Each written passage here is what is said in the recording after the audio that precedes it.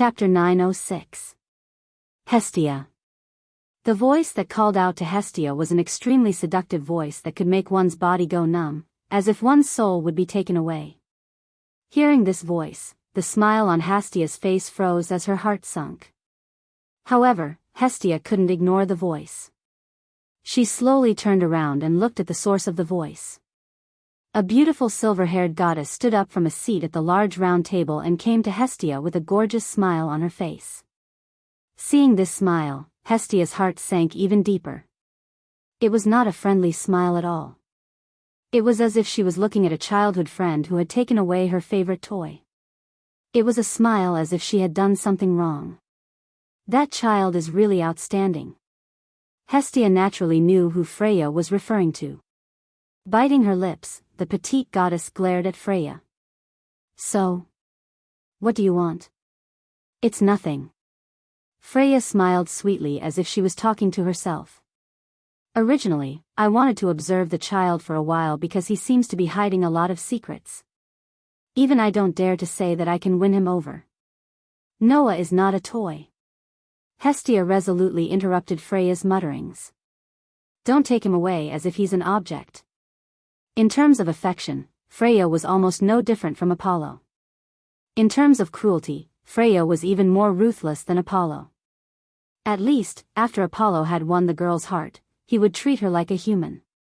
But Freya treated the person she liked like a collector's item. Anyone who was a goddess would know that Freya had a hobby of collecting children from the lower realm. Especially those who had outstanding souls. Freya was like a drug addict who was chasing after drugs. It could only be described as crazy. In the past, before Freya descended to the lower realm, she had collected the souls of those who were called heroes by the people of the lower realm. She hid them in her palace more than once. After loving them for a while, she lost interest in them and kept them in her palace. She did not allow them to reincarnate. Those who had made great contributions to the people of the lower realm were given the cruelest ending. That was why Freya knew. If Noah fell into Freya's hands, he would not have a good ending. As if she had seen through Hestia's thoughts, Freya smiled. Her smile was quite creepy. I'm sorry, Hestia. This time, you really misunderstood me. Misunderstood? Hestia raised her eyebrows. What do you mean? You think I'll treat that child as a collector's item, right? The smile on Freya's face became more and more creepy. In the end, it could even be described as crazy. But you're wrong, Hestia. You don't have the same eyes as me. You don't know what that child means to me. As she said this, Freya raised her head. It was as if she could see Noah's face from the ceiling. Her pretty face became infatuated with him. That child's brilliance is too dazzling. No matter who it is, whether it's in the past or in the future, I'm sure that no one can match that child's brilliance. No, it should be said that no one can match that child's brilliance. I'm infatuated with him. This kind of infatuation is not on the same level as the other children I used to treat. Freya's tone was full of extreme love. Think about it, Hestia. If you live in a desert and only get a drop of water every day, you cherish the water so much that you don't even want to drink it and can only store it away. But one day, a sea suddenly appears in front of you. That feeling is that you feel. Now, that's how I feel. Freya met Hestia's gaze with a burning gaze. If the children I got before were only drops of water, then that child is a vast sea. And there can't be two oceans at the same time in the world. So, that child, I must have him. Freya uttered those words with a determination that Hestia had never heard before. Today, I know that this child is actually hiding even more brilliance. He will definitely release even more brilliance in the future.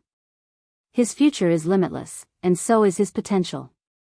Freya sucked a finger in her mouth and let out a charming laugh. Hestia, I won't give him to you because you can't see that child's brilliance at all. You'd better be mentally prepared. Freya, who was shocked by Freya's burning gaze and love that was even hotter than the sun, bit her lips harder and harder, but she still said this sentence with great determination. I won't give Noah to you. Absolutely not. Is that so? Freya smiled leisurely. In other words, you're going to play a war game with me? Freya's words made Hestia's heart tremble slightly. A war game? With only 2 members of a clan, she was going to challenge one of Eulalie's strongest clans? And it was a clan that not only had Eulalie's only LV7, but also had close to 10 level 1 adventurers? This was no longer something that could be described as madness and suicide. But Hestia still spoke her mind without hesitation. If you want, then I don't mind accepting. The unexpected answer made Freya raise an eyebrow and look at Hestia meaningfully. Is that child that important to you? Of course. Hestia looked straight at Freya. He's the only one who didn't mind when I was at my lowest. He's my most important family member. Family member? Freya's eyes widened slightly, and then she seemed to be amused. She bent down, put her mouth close to Hestia's ear, and whispered seductive words. No, Hestia, if that's all you have for that child, it's nothing compared to my love for him. If we compare our love for that child, I won't lose to you. Hestia did not move at all. She ignored Freya, who had put her mouth close to her ear and was very close to her. She continued to stare straight ahead as she spoke. How can a fickle god like you have so much love for Noah? Is that so? Freya's smile did not fade, and then she said something that shocked Hestia. Then let me tell you, if that child can hold me in his arms, then I won't be interested in any other man in my life, including the children I had before. This is my love for him. What? Hestia finally took a step back and looked at Freya in shock. Freya's affectionate nature could no longer be described by her personality, but by her own divinity and divinity. Ryder once said that her sister was destined to be violated, and there was no other way to preserve her purity other than death. She was like a goddess who was destined to have such a fate. Freya's affectionate nature had also risen to the level of fate. It was precisely because the gods had the same thing that they were eternally unchanging. But I'm willing to change for that child, Freya said with a smile without a trace of confusion. Now, do you understand the extent of my love for him? Hestia could not say a word. For now, I won't do anything to that child.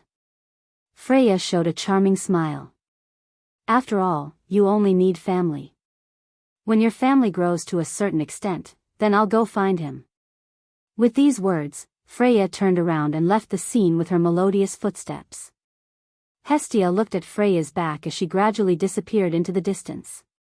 She lowered her head, and her eyes were filled with uncertainty. Chapter 907. She couldn't help but bite her lip when she recalled what had happened back then. Noah and Baal exchanged glances with each other when they saw Hestia suddenly falling into silence. What's the matter? Noah keenly sensed that Hestia seemed to have something on her mind. Did something happen? Hestia didn't speak. She just raised her head and stared at Noah. After a while, she suddenly hugged Noah. Baal's eyes widened and his face flushed. Even Noah was a little startled by Hestia's sudden action. It couldn't be helped. The impact of Hestia's petite yet beautiful figure was simply too wonderful for words. No matter how much time had passed, Noah still couldn't get used to this contrast. Noah's tone sounded annoyed as he couldn't control his emotions. Hey, didn't I tell you not to hug me so easily? Before Noah could finish his sentence, his voice suddenly weakened. Hestia, who was hugging Noah tightly, was trembling slightly. Hestia's eyes, which were fixed on Noah, were also filled with extreme uneasiness. Noah had never seen such uneasiness in Hestia before. When Noah saw the uneasiness in Hestia's eyes, he suppressed the trembling in his heart and became speechless. Noah, Hestia's slender arms hugged Noah tighter and tighter. Her voice was filled with deep uneasiness. You won't leave me, right? When these words came out of Hestia's mouth, both Noah and Baal's expressions returned to normal. My lord. Baal opened his mouth as if he wanted to say something, but because he was too clumsy, he didn't know what to say. Noah regained his composure at once. His attention was no longer focused on Hestia's soft body. He put his hand on Hestia's head and gently stroked it as if he was comforting her. Why did you suddenly say that? Because I'm not as smart as Loki, and I'm not as charming as Freya. Even Apollo's brain is much better than mine. A useless god like me can't do anything other than hide at home and read books all day. Hestia's tone was full of dejection. You, on the other hand, not only have terrifying potential, talent, and possibilities that even the gods can't see the bottom of, but even Eulalie's only LV7 couldn't do anything to you. You uprooted the entire spawn of Apollo, and Freya and Loki even threatened that they couldn't take you away by force. Is it really okay for an excellent child like you to follow a useless god like me? Saying this, Hestia's lips trembled, and her expression revealed an unprecedented weakness. Do I really deserve to have you? In just one or two sentences, all of Hestia's uneasiness and weakness were exposed. But there was nothing she could do about it. Just like what Hestia had said, Noah's performance in the past 1 to 2 months was unparalleled, even if he had obtained the two most powerful spawns of Eulalie, Freya's spawn and Loki's spawn, which were also known as the twin kings of Eulalie. Noah's performance was unparalleled. Freya once said that Noah's brilliance was the most dazzling she had ever seen in her life. Even if it was the eternal calamity, no one could match it. Although Hestia couldn't see the brilliance of Noah's soul, in the past 1 or 2 months, she had seen the incredible and terrifying possibilities in Noah's body with her own eyes. Therefore, Hestia had reason to believe everything Freya said. The child in front of her didn't dislike her and formed a family bond with her called spawn of Apollo. No matter in the past or in the future, there couldn't be a better existence than him. Did she really deserve to have such an excellent human being who was like the darling of the world? After the conversation with Freya and witnessing Noah's growth and achievements with her own eyes, Hestia really didn't think that she deserved to be with Noah. Even if Hestia was a god. Or rather, it was precisely because Hestia was a god that she thought that she wasn't a good match for a child from the lower realms. That was sufficient proof of how outstanding Noah was. Such an excellent child shouldn't be with a useless god like him, and she shouldn't be with a weak clan like Hestia's clan. Hestia, who had this thought, felt really uneasy and scared. This was definitely the first time in her life that she felt so uneasy and scared. One could imagine how important Noah was to her as a family member. Sensing the uneasiness and fear in Hestia's heart, Noah was silent for a long time. After a long time, he sighed. Don't you want me to stay in this spawn of Apollo? How is that possible? Hestia couldn't help but raise her voice and refute. I'm glad that I met you in the bookstore at that time. This was the truth of Hestia's words. Hestia was really glad that she could meet Noah in the bookstore at that time. After all, at that time, Hestia basically had nothing and even relied on Hephaestus to maintain her basic necessities. She was poor and didn't even have the ability to feed herself a full meal, let alone a place to live. Apart from ordinary peasant children like Baal who came from the countryside and was rejected by any spawn of Apollo, basically no one would be willing to join such a spawn of Apollo, let alone a child with great potential. However, Noah, who was more excellent than anyone else in this world, chose to join Hestia's spawn of Apollo, without the slightest disdain, so that Hestia wouldn't end up being kicked out of the house by Hephaestus. Therefore, Hestia really attached great importance to Noah. She attached great importance to Noah, and sometimes even couldn't help but rely on Noah. It was all because of that one chance encounter. However, the more she attached importance to Noah, the more she couldn't help but think this way. Was it really a good idea for such an excellent child like Noah to follow a useless god like her? She didn't know that the strength of the over-god and the size of their forces were not factors that could affect Noah's decision at all. Then, do you still remember what you said when you invited me to join your spawn of Apollo? Noah couldn't help but caress Hestia's head. You said that joining the spawn of Apollo wasn't to become a pawn of Apollo, but to become a family member, right? Hearing Noah's gentle voice, Hestia nodded subconsciously. That's what attracted me, Noah said with a smile. To me, family is a very special existence. A special existence. Hestia murmured. That's right, Noah said with some nostalgia. Because I was picked up by a very kind old man in the wild, and that's how I became a family member. Picked it up? Hestia was startled and said with uncertainty. So, you... Yes, Noah said with a wry smile. I was originally an orphan, right? Hestia fell silent. Like you, I also feel that it was a very fortunate thing to be able to meet my grandfather at that time. Otherwise, I really don't know what would have become of me, Noah said and patted Hestia's head. So, perhaps you're not a smart god, or perhaps a useless god, but you are a gentle god. It was your desire to have a family that attracted me, so I chose to join your spawn of Apollo. I don't care about anything else. After saying that, Noah put his mouth close to Hestia's ear and said in a teasing tone. Also, you are not a god without charm. There were many times when I almost couldn't control myself when you hugged me. Hestia blushed, but she kept looking at Noah's eyes and showed a beautiful smile. She buried her head in Noah's arms and closed her eyes. The strong uneasiness in her heart disappeared and was replaced by warmth. The warmth melted Hestia's heart. Chapter 908. Noah Doria LV.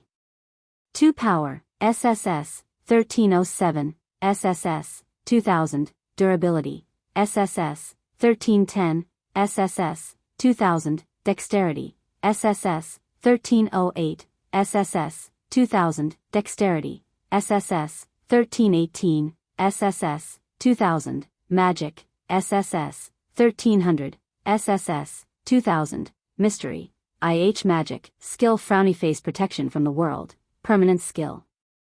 Equal to Luck. Events that were directly related to luck would eventually lead to the most favorable outcome. The next day, Hestia updated Noah's ability value. Looking at the ridiculous increase in Noah's ability value, even though she was already numb to Noah's growth, she still could not help but twitch her face. Silently pressing the updated sacred text, and the blue light that bloomed from the engraving on Noah's back, Hestia turned around and sat at the end of the bed. She crossed her arms and fell into deep thought. Noah, who sensed that the ability value had been updated, turned his head and saw Hestia's face. He couldn't help but feel strange. What's wrong this time? It's nothing, Hestia replied half-heartedly. I'm just thinking about what you did during the war game. What did I do? Noah blinked. Is that important?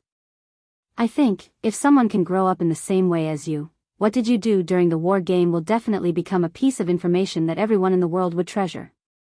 Hestia's tone was quite strange. After all, the speed of growth is so fast that it's a bit strange. Noah was almost confused by Hestia's reaction and could only helplessly say, "Don't worry." He could only say helplessly, "Don't keep me in suspense." Is there something wrong with my ability value?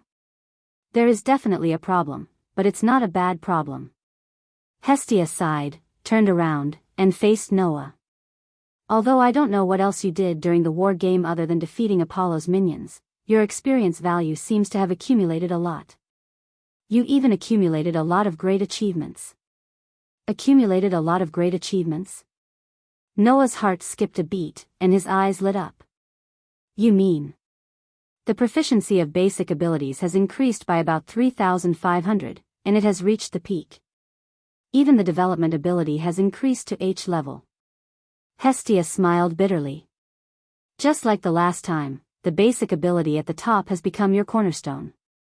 In addition, you have accumulated enough achievements. You can already upgrade to the next level, which is LV3. Can I really level up? Although Noah already had some guesses, he was still a little surprised when he heard Hestia's confirmation. But why did the proficiency of basic abilities increase so much? What's more, it's enough to level up. I also want to know the answer to this question. Hestia asked. Undoubtedly, you just updated your ability value before the war game began. After the war game ended, your proficiency suddenly increased so much, and you even accumulated a lot of great achievements. What did you do in the past few days? What did I do? Noah frowned, and then suddenly raised his eyebrows. Could it be that the slaying of Apollo had led to this level of improvement? After all, the amount of experience points and great achievements that could be accumulated from killing a god was definitely not small. Although this god was a little too easy to kill, that's right. However, that was probably because Apollo had really died. That was why he had accumulated so much EXP and great achievements, right? If Apollo was only fatally injured because of Noah and activated his divine power and was sent back to the heavens, then he probably wouldn't have accumulated experience value and great achievements.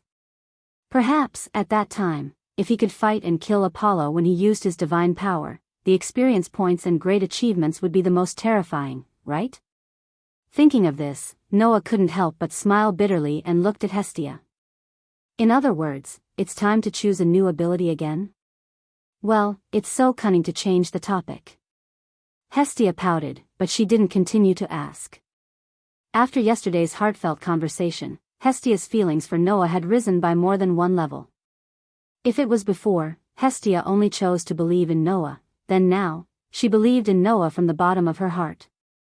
This time, you can choose 2 abilities to develop, Hestia said directly. One is magic conduction, and the other is magic defense. Magic conduction and magic defense? Noah was puzzled. Could it be that they are all related to magic? That's right, Hestia explained. The first development ability is the ability of a magic conduction. I should have told you last time that it can enhance the power of magic, expand the range of effect, increase the efficiency of mental power, magic power, and other magical benefits when using magic. Only people who have a good grasp of magic can learn this ability. Noah nodded. Indeed, when Noah was upgraded to LV2, magic conduction appeared in the development ability option. At that time, Hestia explained the effect of this ability to Noah. As for magic resistance, it's a new ability that will only appear when you gain experience points that can effectively defend against magic or reduce magic damage, Hestia said as she raised a finger. When you get this ability, it will increase your resistance to magic. No matter what kind of magic attack you receive, the effect and damage will be reduced. I see. Noah whispered softly. Then it is probably because I directly cracked the magic that Jacintos used on me last time, so I got this experience and this ability, right? Then which one are you going to choose? Magic conduction, that can increase the effect and power of magic? Or magic defense, that can reduce the effect and damage of magic? Hestia said to Noah. I suggest you choose magic defense. It is very useful to be able to reduce the effect and damage of magic. No. Noah shook his head without hesitation. I choose magic conduction. Noah didn't need the ability to reduce the effect and damage of magic at all. With the magic resistance from the God Slayer, why would he need magic defense? Really? Hestia puffed up her cheeks. Well, since it is Noah's choice, then you should have your own considerations. I will help you level up. Noah nodded. Noah Doria LV.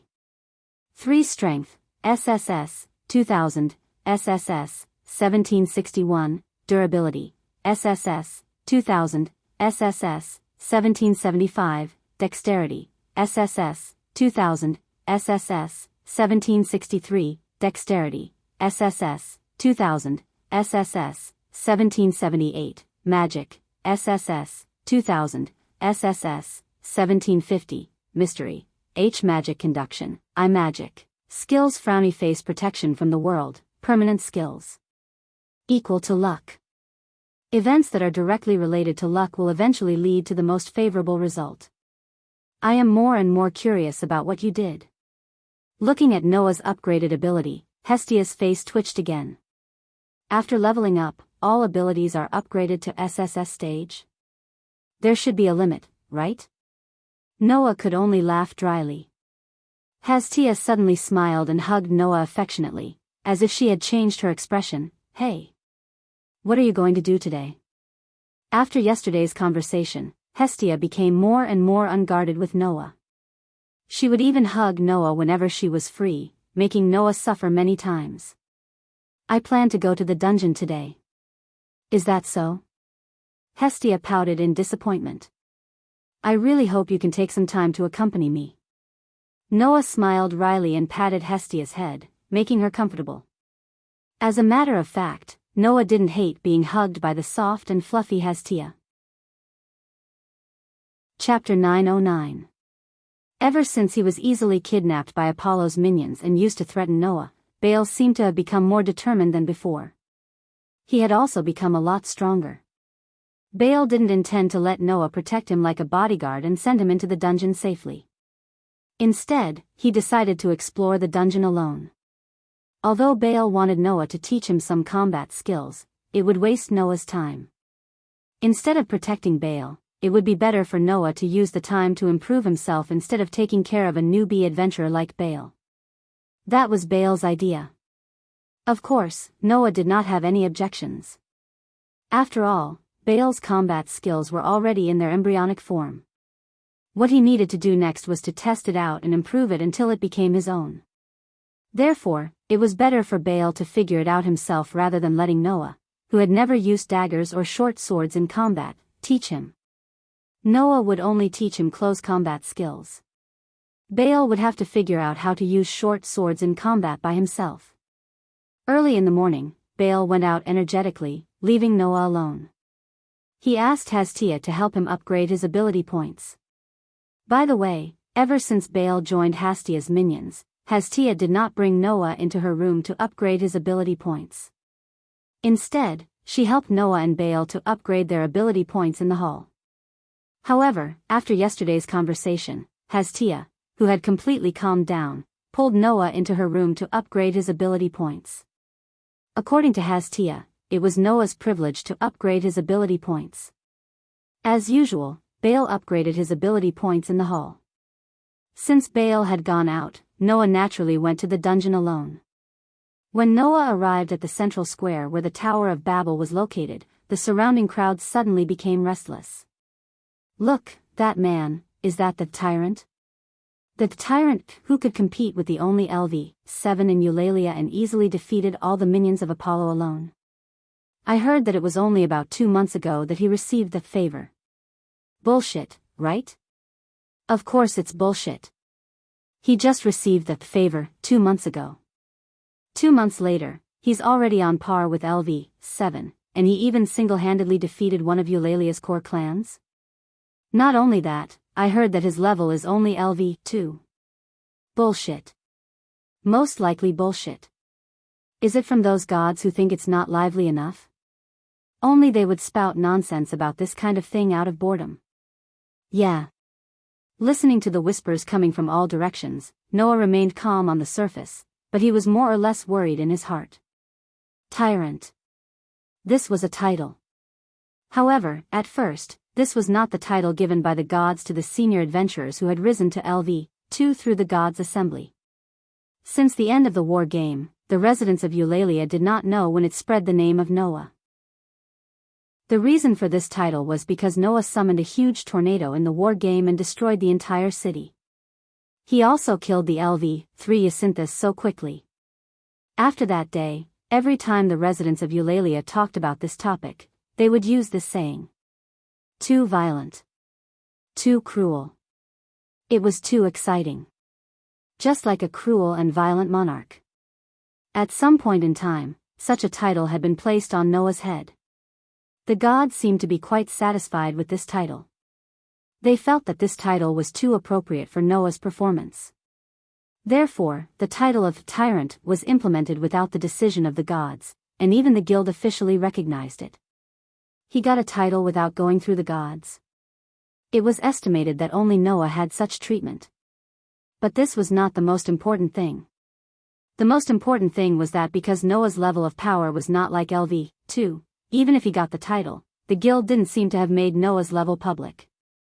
Presumably, the guild was worried that once Noah's level was made public, and the adventurers in Eulalia knew that a LV-2 could challenge a LV-7 and defeat an entire clan of the backbone, it would cause those adventurers to doubt their ability value and strength, right? In addition, Noah's leveling speed was so incredible that the guild decided to temporarily keep the opinion of making Noah's level and other growth records public. Therefore, outsiders basically didn't know what Noah's specific level was. And if the guild knew that Noah had leveled up again today and only spent 2 months to level up to LV3, wouldn't it be chaotic again? Noah secretly smiled bitterly in his heart, but he still looked calm on the surface. Under the awe and curiosity of the surrounding adventurers, he stepped into the gate of the Tower of Babel and entered the underground city. On the 17th floor of the underground city. Ooh, ooh, ooh, ooh, ooh. Amidst the roars that caused the air to tremble slightly, a large group of red-eyed minotaurs holding stone axes stomped their heavy footsteps that reverberated throughout the entire underground passage, and charged toward Noah like a ferocious beast. Buzz, buzz, buzz, buzz. However, almost at the same time, golden ripples fluctuated from the space behind Noah. They rubbed against the space itself, and various treasures such as sabers, swords, spears, halberds, and so on were ejected. They shot out like arrows leaving their bows. Puff, puff, puff, puff, puff. Like lasers, the treasures easily penetrated the muscles of the minotaurs, which were difficult to be cut by level 3 weapons. These LV2 monsters of the underground city were buried in the dim passage one by one, dying an unnatural death.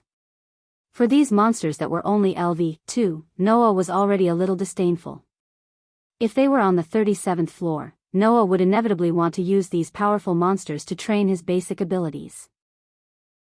However, the monsters on the middle floor were slightly weaker. After nearly 2 months of training in the underground city, Noah had already discovered that the more powerful the monsters were, not only would he obtain more experience points from killing the monsters, but he would also obtain more proficiency points when he trained his basic abilities compared to low-level monsters. Therefore, when facing LV2 monsters, Noah did not intend to waste time on training his basic abilities. Instead, he killed them directly to gain experience points. For Noah, who was only at LV3, the experience points of LV2 monsters were still worth it. Therefore, Noah did not ignore them. As for the numerous magic stones and dropped items from the monsters, they would be considered as Noah's items and would be recovered by the Gate of Babylon. It was precisely because of this that Noah did not waste any extra time and focused on his goal. Not long after, Noah arrived at the entrance to the 18th floor. The tall cavern was as crystal clear as before, as if it had been sealed in ice. It looked quite attractive. Noah did not hesitate to step into the vast cave. Crack.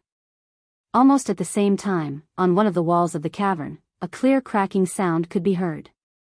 Noah stopped in his tracks, turned his head, and looked at the wall. Crack, crack, crack, crack.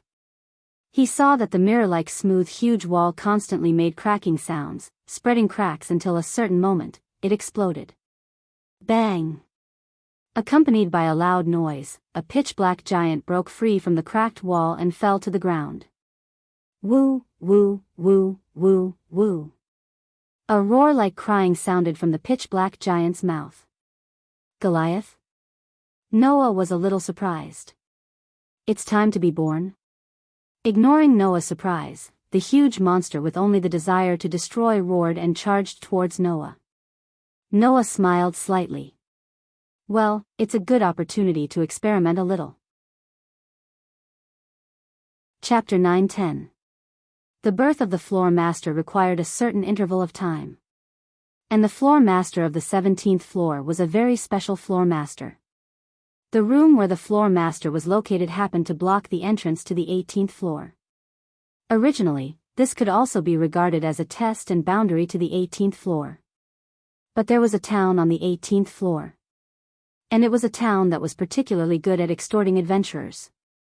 In order to get more guests and earn more money, the floor master blocking the entrance to the 18th floor was a bit of an eyesore.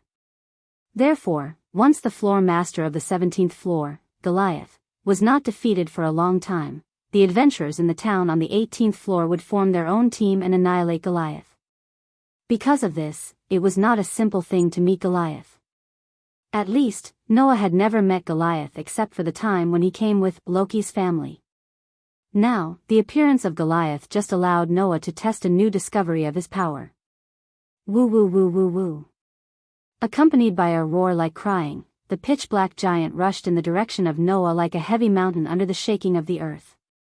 However, Noah ignored Goliath, who was charging at him in a violent manner. Instead, he closed his eyes and immersed his consciousness into his body. In the depths of Noah's body, a dark hole like a black hole slowly rotated, constantly absorbing the newly generated magic power from Noah's body and storing it inside. That was Noah's magic power source. After this period of storage, the magic power stored in this magic power source was equivalent to nearly 1,000 times that of Noah before he got the magic power source. One had to know that Noah's magic power was boundless to begin with. Under such circumstances, it increased nearly 1,000 times. This level of magic power could only be described as terrifying. If he continued to accumulate like this, Noah would get endless magic power sooner or later. Even now, it was more or less possible to call it infinite. Looking at the magic power source in his body that stored a terrifying amount of magic power, Noah's mind moved. Buzz! Suddenly, the pitch-black, hole-like mana source trembled violently, and the astonishing amount of mana stored within suddenly transformed into another kind of power at an even more astonishing rate. When Noah received Hestia's favor, the god's blood that Hestia had dripped into Noah's body had secreted a trace of power, which was then absorbed by the mana source. Noah's mana source seemed to have the ability to absorb the foreign energy that entered his body, remember it, and convert the stored mana into that power at will. Noah called this power divine power. At this moment, under Noah's urging, Noah's mana source that stored mana transformed into a divine power source that stored divine power. Then, Noah abruptly opened his eyes. Bang! Like a golden flame, divine power burst out of Noah's body and turned into a wave of air that covered Noah's whole body. Immediately, in Noah's mind, the outline of the stone plate that was connected to the 10 patterns, and the pattern of an indomitable giant lit up. Giant that covers the sky and covers the earth with his hands, I will let this divine power flow into my body. From now on, I will display the ultimate power that no one can match. When the giant incarnation's spirit of speech fluctuated in the whole cavern, the flame-like wave of air on Noah's body suddenly expanded and soared into the sky. In the midst of that soaring aura, a mirage-like giant rose from Noah's body and instantly increased several times. That giant's whole body was golden, and its height was at least 20 meters. It directly reached the ceiling of the cavern, but there was only its upper body and no part below its waist. The roar of the pitch-black giant that was charging towards Noah's direction came to an abrupt stop, and even stopped its charging figure. Its pitch-black eyes widened like those of a demon, as if the scene in front of it caused its not-so-good brain to malfunction, and it froze on the spot. Who? At this moment, only its upper body, which was somewhat illusory like a mirage, but was several times larger than Goliath, suddenly swung its arm. Bang bang bang bang. Immediately, wherever the giant golden arm passed, the entire space was twisted into a mess. Bursts of air explosions were like bombs that exploded one after another, causing the giant arm to carry a terrifying force as it landed on the body of the pitch-black giant. Dong!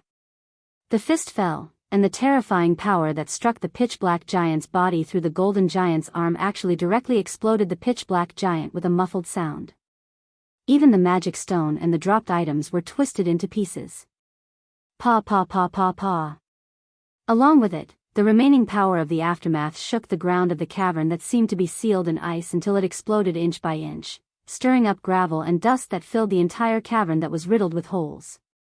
In the next second, the illusory golden giant that maintained its posture of punching out like a mirage dissipated into the air as if it had completed its task. Only Noah was left.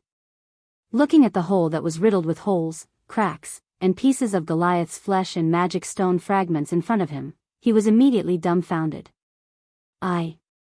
Undoubtedly, I didn't use much divine power. If converted to magic power, the divine power that Noah had just used was estimated to be the equivalent of a few shots from the magic cannon, right?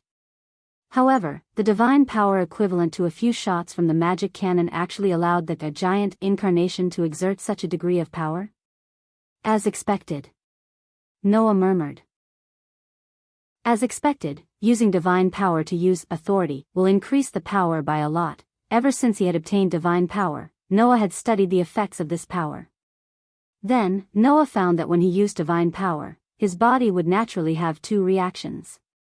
One was that when the source of magic power was converted into a source of divine power, that a sacred text on Noah's back would become very hot.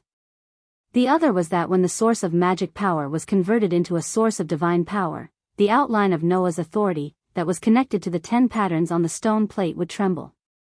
Putting the first reaction aside, the second reaction had already made Noah very concerned.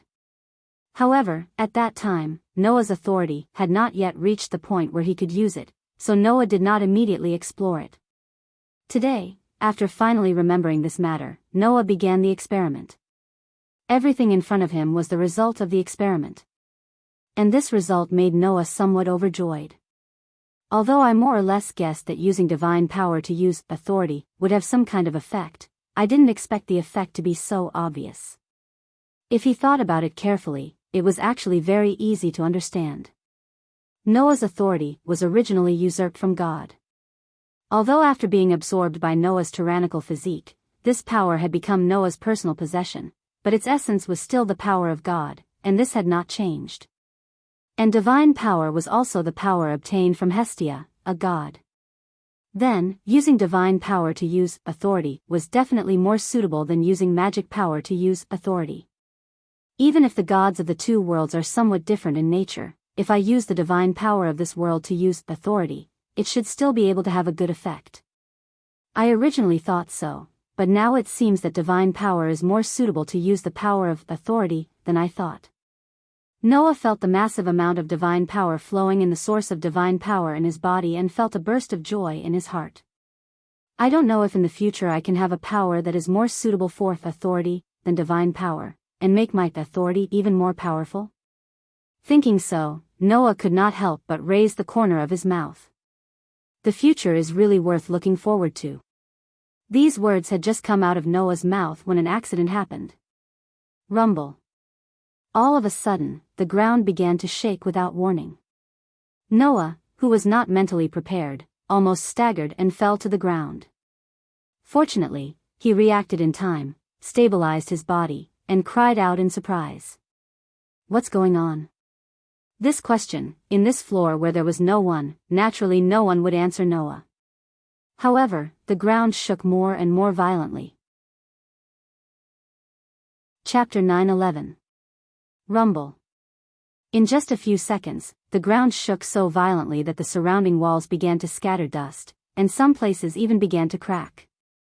Noah, who was kneeling on the ground with one knee, could only try his best to maintain stability.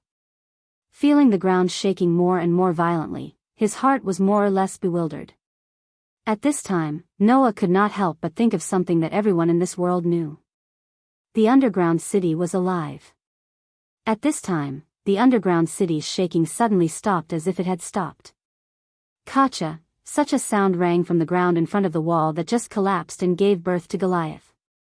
That was the sound of the ground suddenly cracking open a huge gully. Kacha kacha.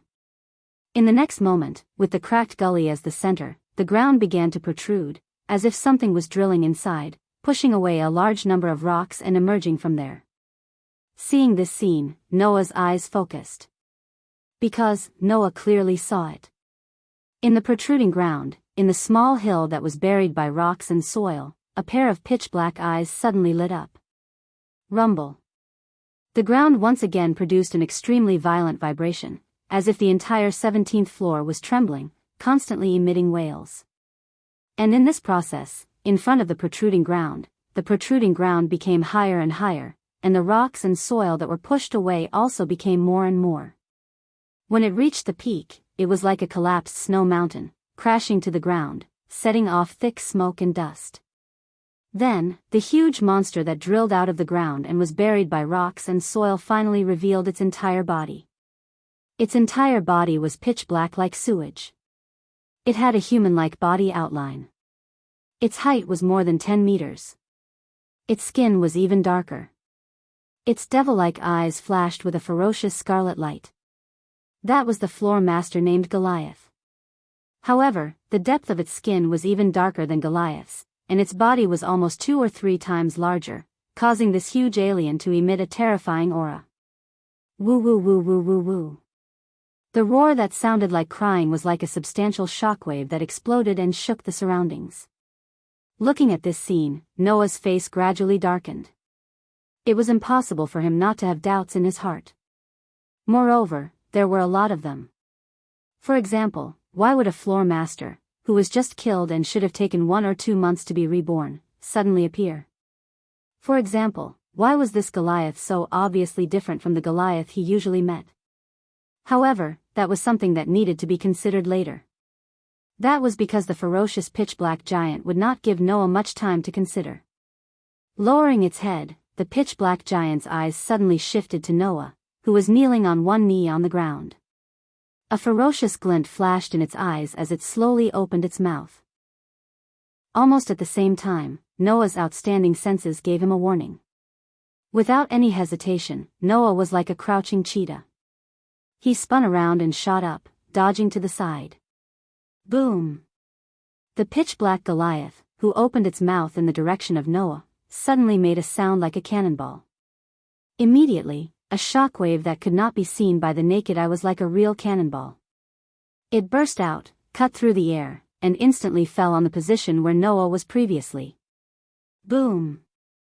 The ground that was hit by the impact cannonball that could not be captured by the naked eye exploded without any suspense, stirring up gravel and the aftermath of the energy that blew in all directions. Seeing this, Noah, who dodged, was speechless. Now I can be sure that it is definitely not an ordinary Goliath. After all, an ordinary Goliath would never release such a long-range attack. In addition, the breath of the pitch-black Goliath was also stronger than the breath of the ordinary Goliath. It should not only have the attack that the ordinary Goliath did not have, but also the strength that the ordinary Goliath did not have, right? At least, Noah felt that this pitch-black Goliath was definitely not only LV4. In terms of level classification, a conservative estimate is that it should have reached LV5. After coming to such a conclusion, Noah's eyes were cold. Unfortunately, it is only LV5. After the words, Noah's figure stagnated, and then, like a gust of wind, he rushed forward quickly. Woo woo woo woo woo. The pitch-black Goliath suddenly roared in the direction of Noah, who was rushing toward him. Boom! With the sound of the cannonball, the shockwave that could not be captured by the naked eye was like an invisible cannonball. It shot in front of Noah almost in the blink of an eye. The powerful pressure carried by the impact cannonball caused the surrounding air to vibrate slightly. If it was another person, even if it was LV5 like the pitch-black Goliath, it would be extremely troublesome for this invisible attack. Unfortunately, the attack that could not be captured by the naked eye was basically no different from a visible attack for Noah, who had the sensing ability.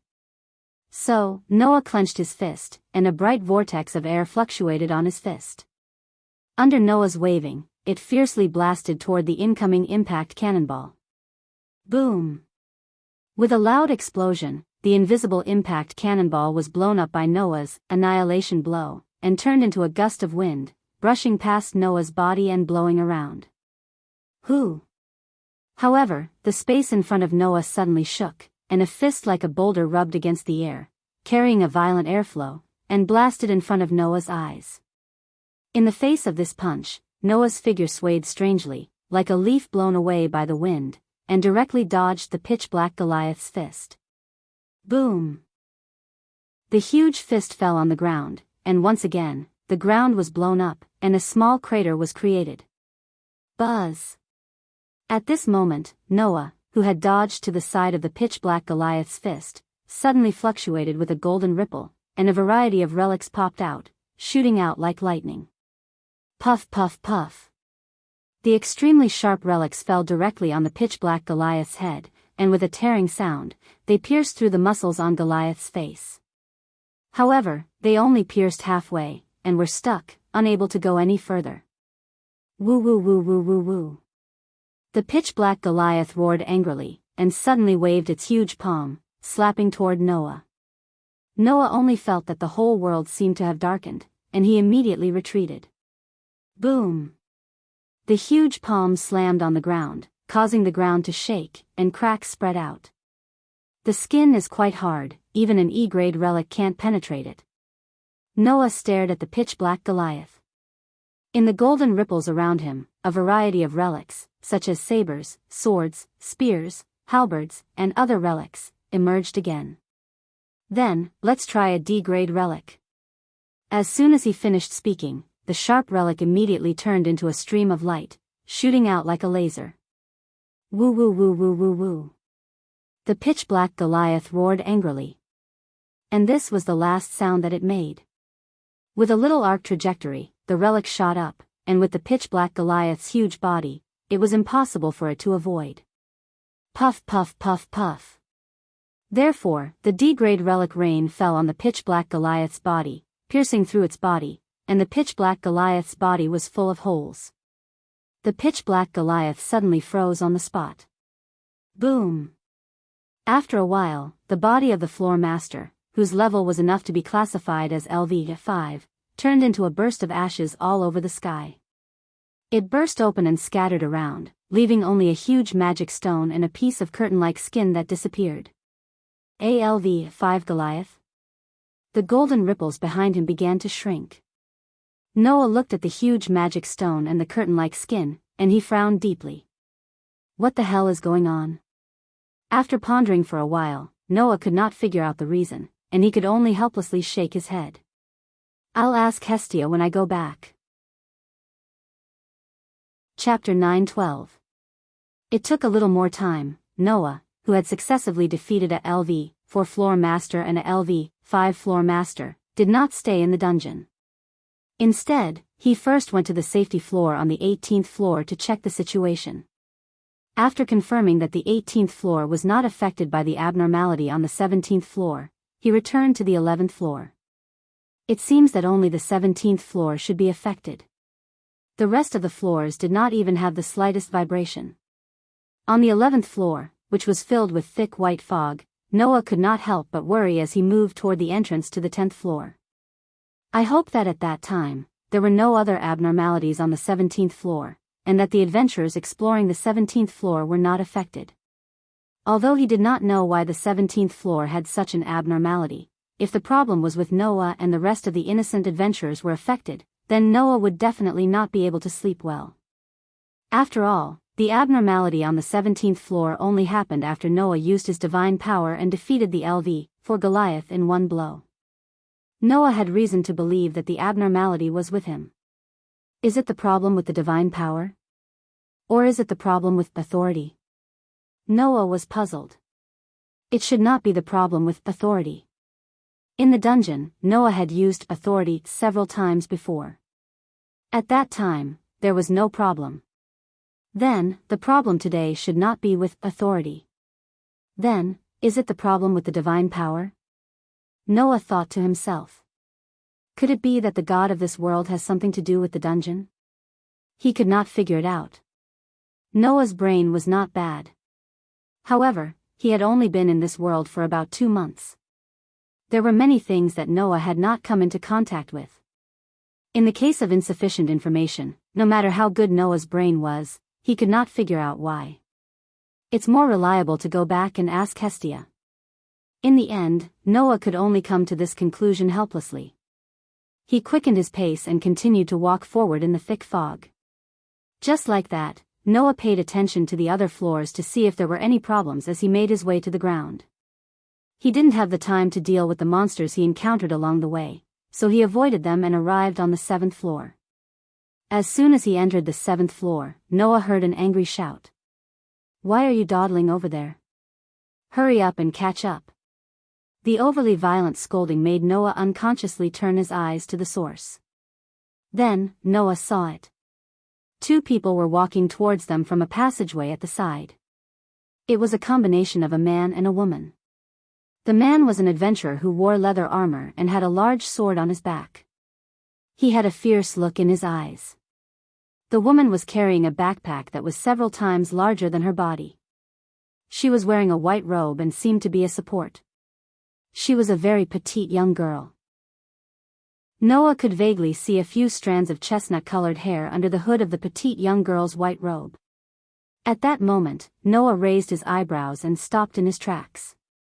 Because there was still a certain distance between them, the male adventurer and the female support did not notice Noah. They were still walking towards Noah slowly. Of course, it was fine if they were just walking. What Noah was concerned about was what the male adventurer said.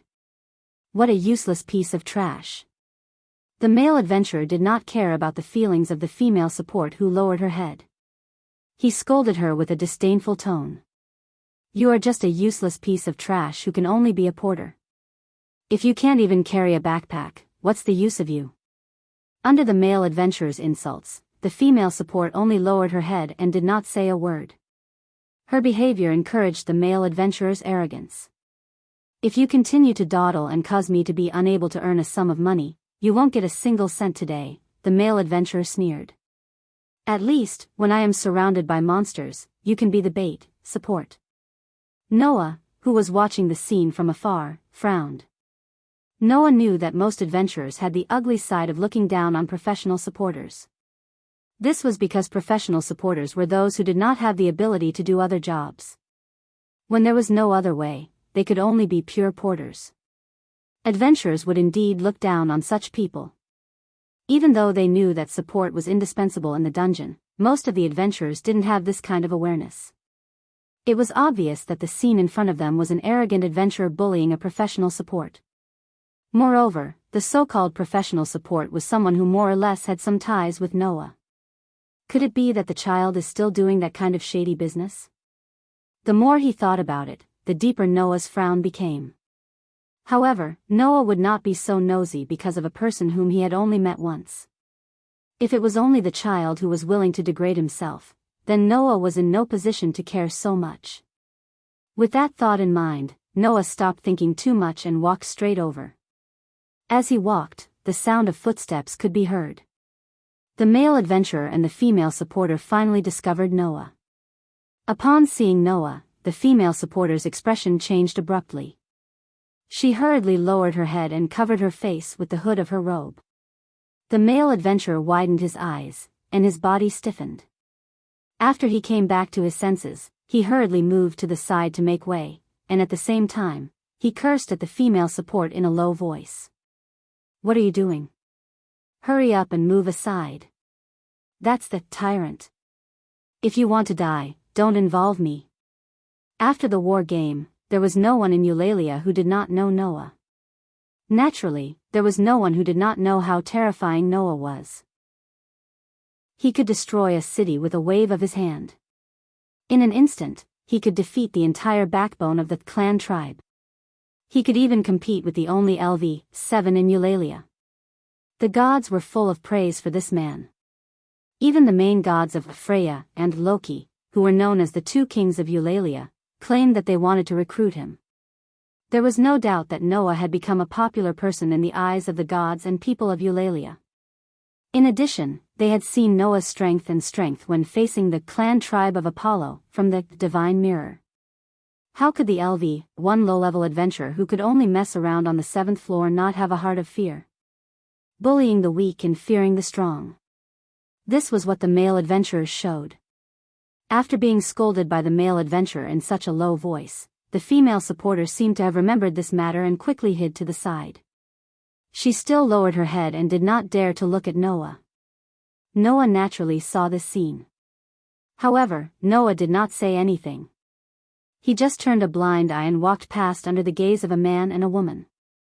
Phew, until Noah walked past, the male adventurer and the female supporter were relieved at the same time. Is that the highest level of adventurers in Eulalia? The male adventurer licked the corner of his mouth and raised an arrogant arc. One day, I will also become such an existence and let the people of Eulalia make way in front of me. Hearing the arrogant words of the male adventurer, the female supporter just looked at the male adventurer with a gaze like looking at an insect, then immediately turned her head and looked at Noah's back that gradually left. Her eyes were quite complicated. Don't look, the male adventurer mocked. No matter how much you look, you won't become such an existence, Miss Porter. The female supporter bit her lips and a trace of self-mockery appeared in her eyes. That's true. If I could become an existence like that person, how could I fall to this point? In order to get out of this predicament, the female supporter raised her head and looked at the male adventurer. To be precise, it should be said that she was looking at the big sword on the back of the male adventurer. Because of the movement of raising her head, the hood of the robe slid down from the female supporter's head, revealing a head with chestnut-colored shoulder-length hair and a young face. If Baal was here, he would definitely notice it.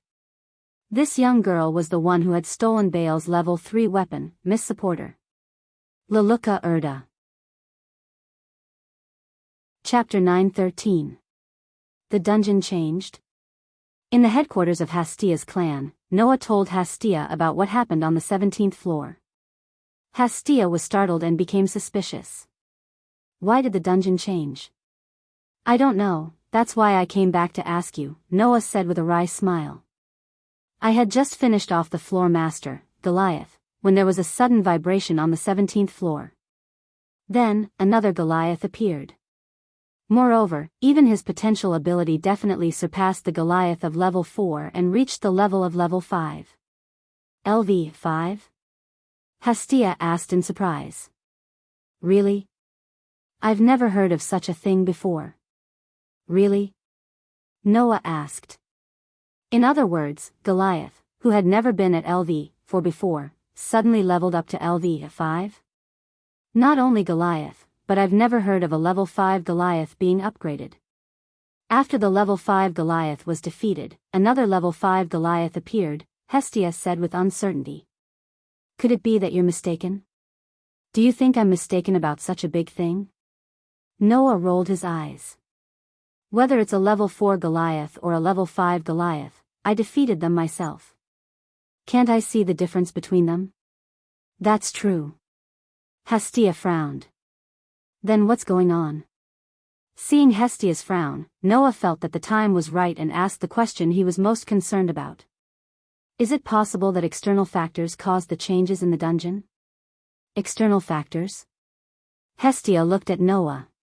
What do you mean?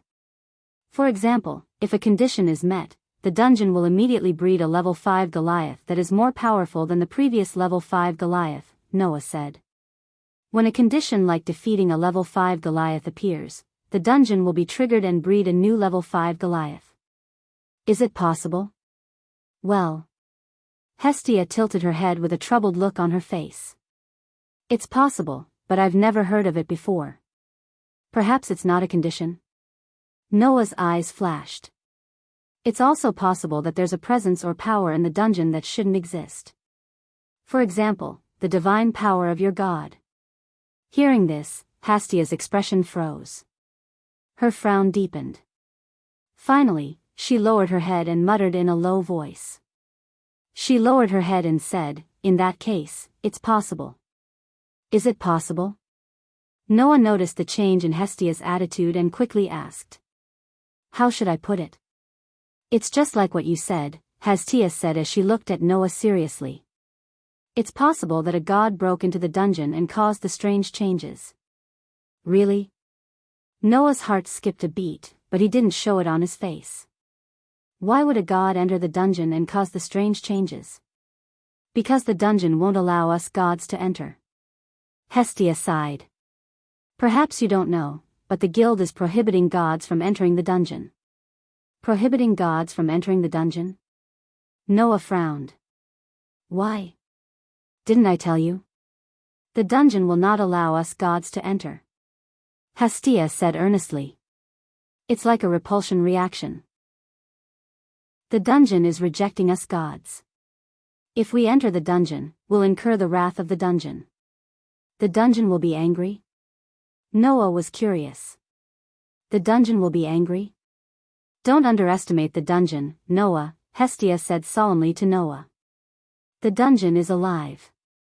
It can give birth to creatures called monsters and produce all kinds of resources that can't be found on the surface. This is why it repels gods like us. If gods like us enter the dungeon and incur its wrath, what's so strange about that? That means the dungeon isn't only alive, but it also has consciousness. Noah was taken aback. It can't be, right? Should I say it has consciousness? Or is it an instinct of the dungeon? Hestia looked conflicted as she didn't know how to explain to Noah. She shrugged her shoulders and said, the dungeon is full of mysteries. Because there are too many unknowns in the dungeon, it attracts adventurers from all over the world to explore. Whether the dungeon's rejection of the gods is due to the dungeon's own consciousness or a pure instinct, it's up to you to find out. We, the gods, can only observe the progress of the children. Noah nodded thoughtfully. Maybe it's just like what you said. Some stupid god broke into the dungeon and was discovered by the dungeon. That's why this happened, right? Hestia waved her hand nonchalantly, but then she became angry again. Fortunately, my Noah is powerful enough. A level 5 floor owner is nothing. If my Noah was injured, I'd kill the idiot who broke into the dungeon. Hearing Hestia's indignant words, Noah could only let out a hollow laugh. If the mutation was caused by the dungeon's rejection of the dungeon, then it was probably caused by Noah, not the idiot god. Perhaps because Noah used his divine power in the dungeon mistook Noah for the god of this world. That was why the mutation occurred and the level 5 Goliath was created. It seemed that he had to think carefully before using his divine power in the dungeon. However, if he made good use of it, perhaps Noah could keep farming the level 5 Goliath on the 17th floor. Noah felt happy when he thought of this. At this moment, Hestia's eyes rolled, and she suddenly pounced on Noah, hugged him, and said expectantly, "Noah, since you came out of the dungeon, why don't you go on a date with me?" Noah didn't know whether to laugh or cry. Noah only found out recently. The goddess named Hestia was actually quite possessive. In order to make Noah happy, Hestia worked very hard. After getting rid of Hestia's entanglement, Noah walked out of the base camp of Hestia's clan to her dissatisfaction. Although Hestia was a goddess, she looked like a 14 or 15-year-old child, if you didn't look at a particularly prominent part. If he went on a date with such a goddess, those gods who wanted to see the world in chaos would be very happy to publicize some things. For example, Noah had some special hobbies. In that case, Noah would really be too ashamed to show his face. Therefore, although it would make Hestia unhappy, Noah felt that it was better to have fun at home and not go out to show off. In short, Noah didn't hate going on a date with Hestia. Thinking of the goddess's resentment, Noah couldn't help but laugh. When I go back, I'll bring some gifts for Hestia, muttering to himself, Noah turned into a side alley. This time, Noah didn't plan to go to the dungeon. He wanted to find a place to fill his stomach. Hestia didn't seem to expect Noah to come back so quickly, so she didn't buy Noah's lunch. Noah had to find his own food. Let's go to the rich mistress. After saying that, Noah was just about to take a shortcut when he heard some flustered footsteps from the depths of an alley next to him. No, it wasn't one, but two. Moreover, the two footsteps were getting closer to Noah. Noah curiously turned into the alley where the footsteps were coming from. Then, the figure of a petite girl who was running while hugging a heavy sword entered Noah's eyes. Seeing the petite girl, Noah couldn't help but be stunned for a moment. How could there be such a coincidence? Chapter 9:14. Looking at the petite girl who was running blindly towards him while hugging a huge sword that was completely disproportionate to her body, Noah raised his eyes slightly and looked behind the petite girl. There, a male adventurer in leather armor was glaring at the petite girl who was running in front of him with a ruthless expression. There were even green veins popping out on his temples and he looked extremely angry. "You damned piece of trash. Let's see where you're going to run to." The male adventurer's roar caused a look of fear to appear on the petite girl's face. However, Noah, who was in front of the petite girl, could clearly see this scene. Even though there was great fear on her face, there was still a trace of stubbornness and unyielding in the eyes of the petite girl. She hugged the huge sword tightly and gritted her teeth as she ran forward with all her might. As a result, the petite girl who had to take care of the pursuers behind her did not notice at all.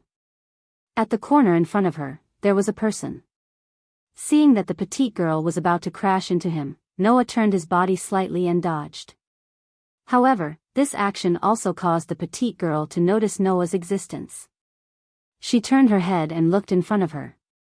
Immediately, her eyes became flustered.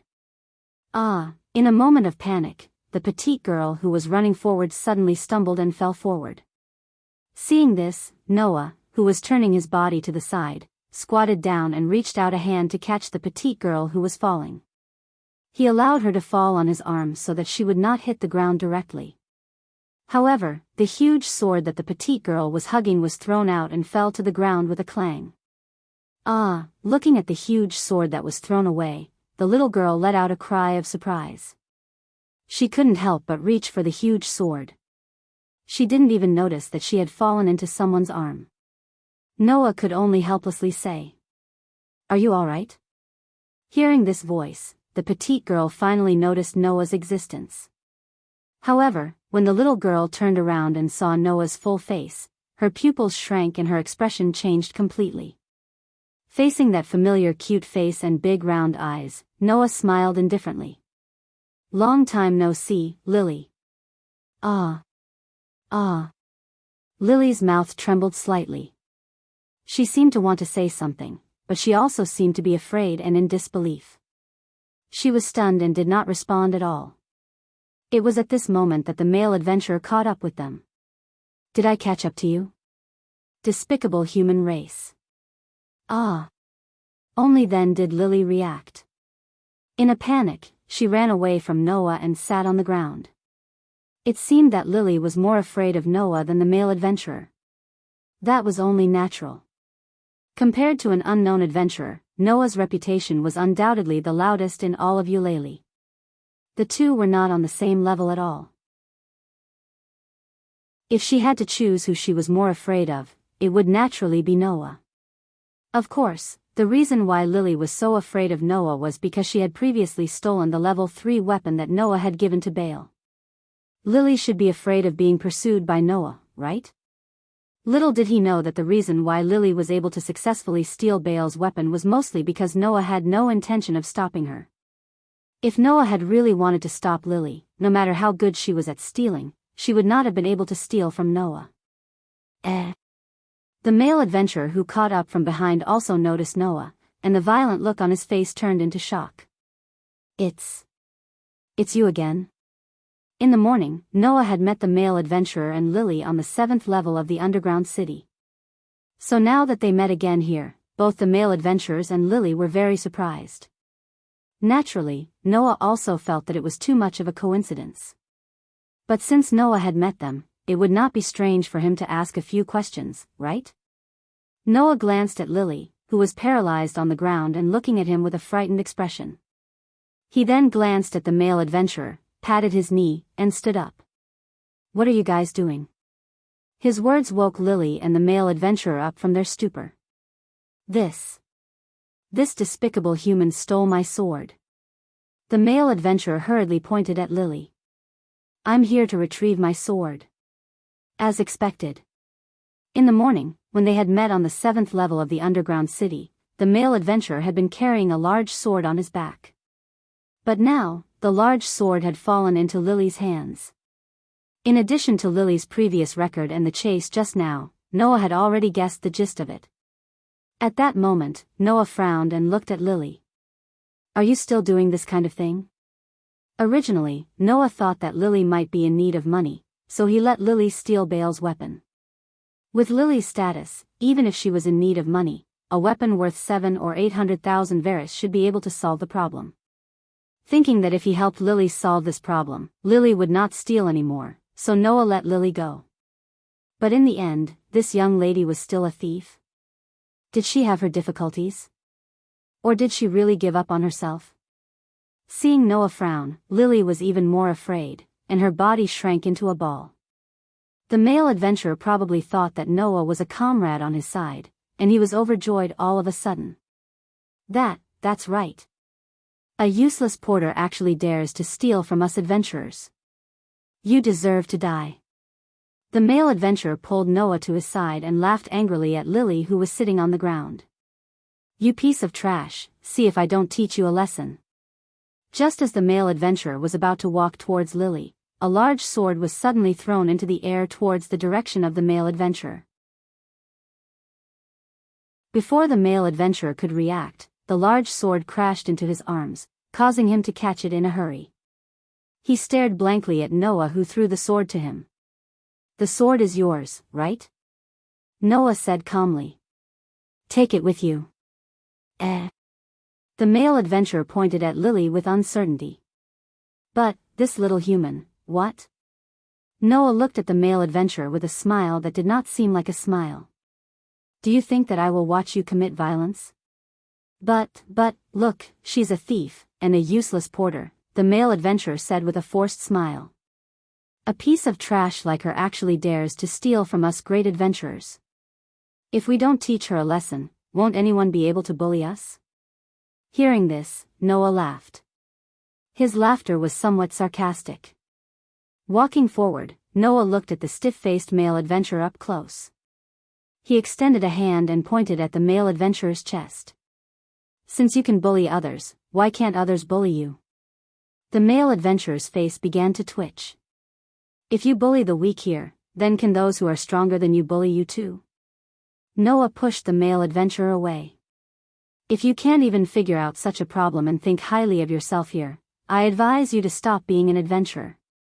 Otherwise, you'll only be able to do so for the rest of your life, Mr. Great Adventurer. The male adventurer's face immediately turned red, and his expression became distorted. However, he couldn't say a word to refute, let alone refute Noah. Damn it. The male adventurer could only glare at Lily resentfully. Consider yourself lucky. After saying that, the male adventurer left with a face full of misfortune. After the male adventurer left, Noah glanced at Lily, who was sitting on the ground, paralyzed. As you can see, most adventurers are like this. If you don't want to encounter the same thing again, I advise you to stop. Lily bit her lips tightly, and her delicate body trembled. She lowered her head, but her voice was unyielding. You speak as if you are not an adventurer. Although this voice was very soft, Noah still heard it.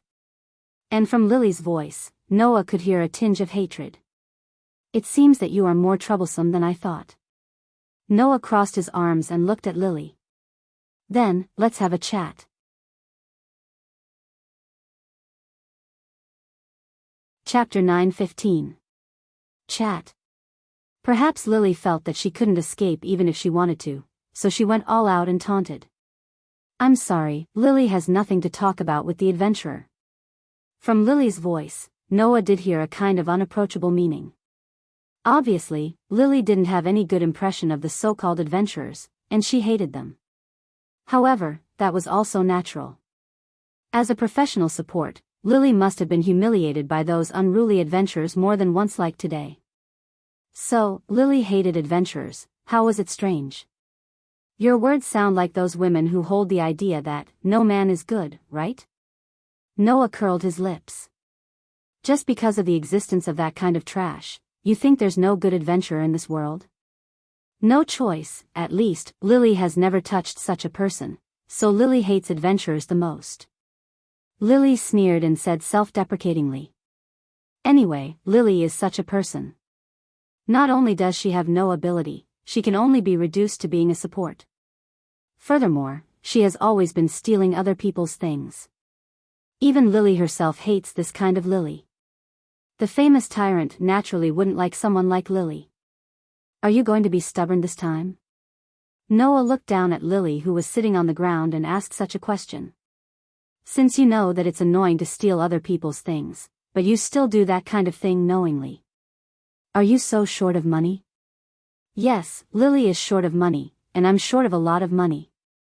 Lily met Noah's gaze and looked over. So, Lily has already sold the level 3 weapon produced by Hephaestus's clan. Even if you teach Lily a lesson, Lily won't be able to return it. Hearing this, Noah didn't speak anymore. He just looked directly at Lily's big round eyes as if he wanted to see through everything about Lily. His deep eyes almost made Lily have a feeling that she would be sucked in. Under such a direct gaze, Lily couldn't help but feel a little timid. She subconsciously lowered her head and looked away. After a long time, Noah withdrew his gaze and turned around. I see. Since that's the case, you can wait for me at the central square tomorrow morning. Lily was suddenly stunned. Central Plaza? Why? Is it strange? Noah said without turning his head. Don't you usually look for adventurers to team up with?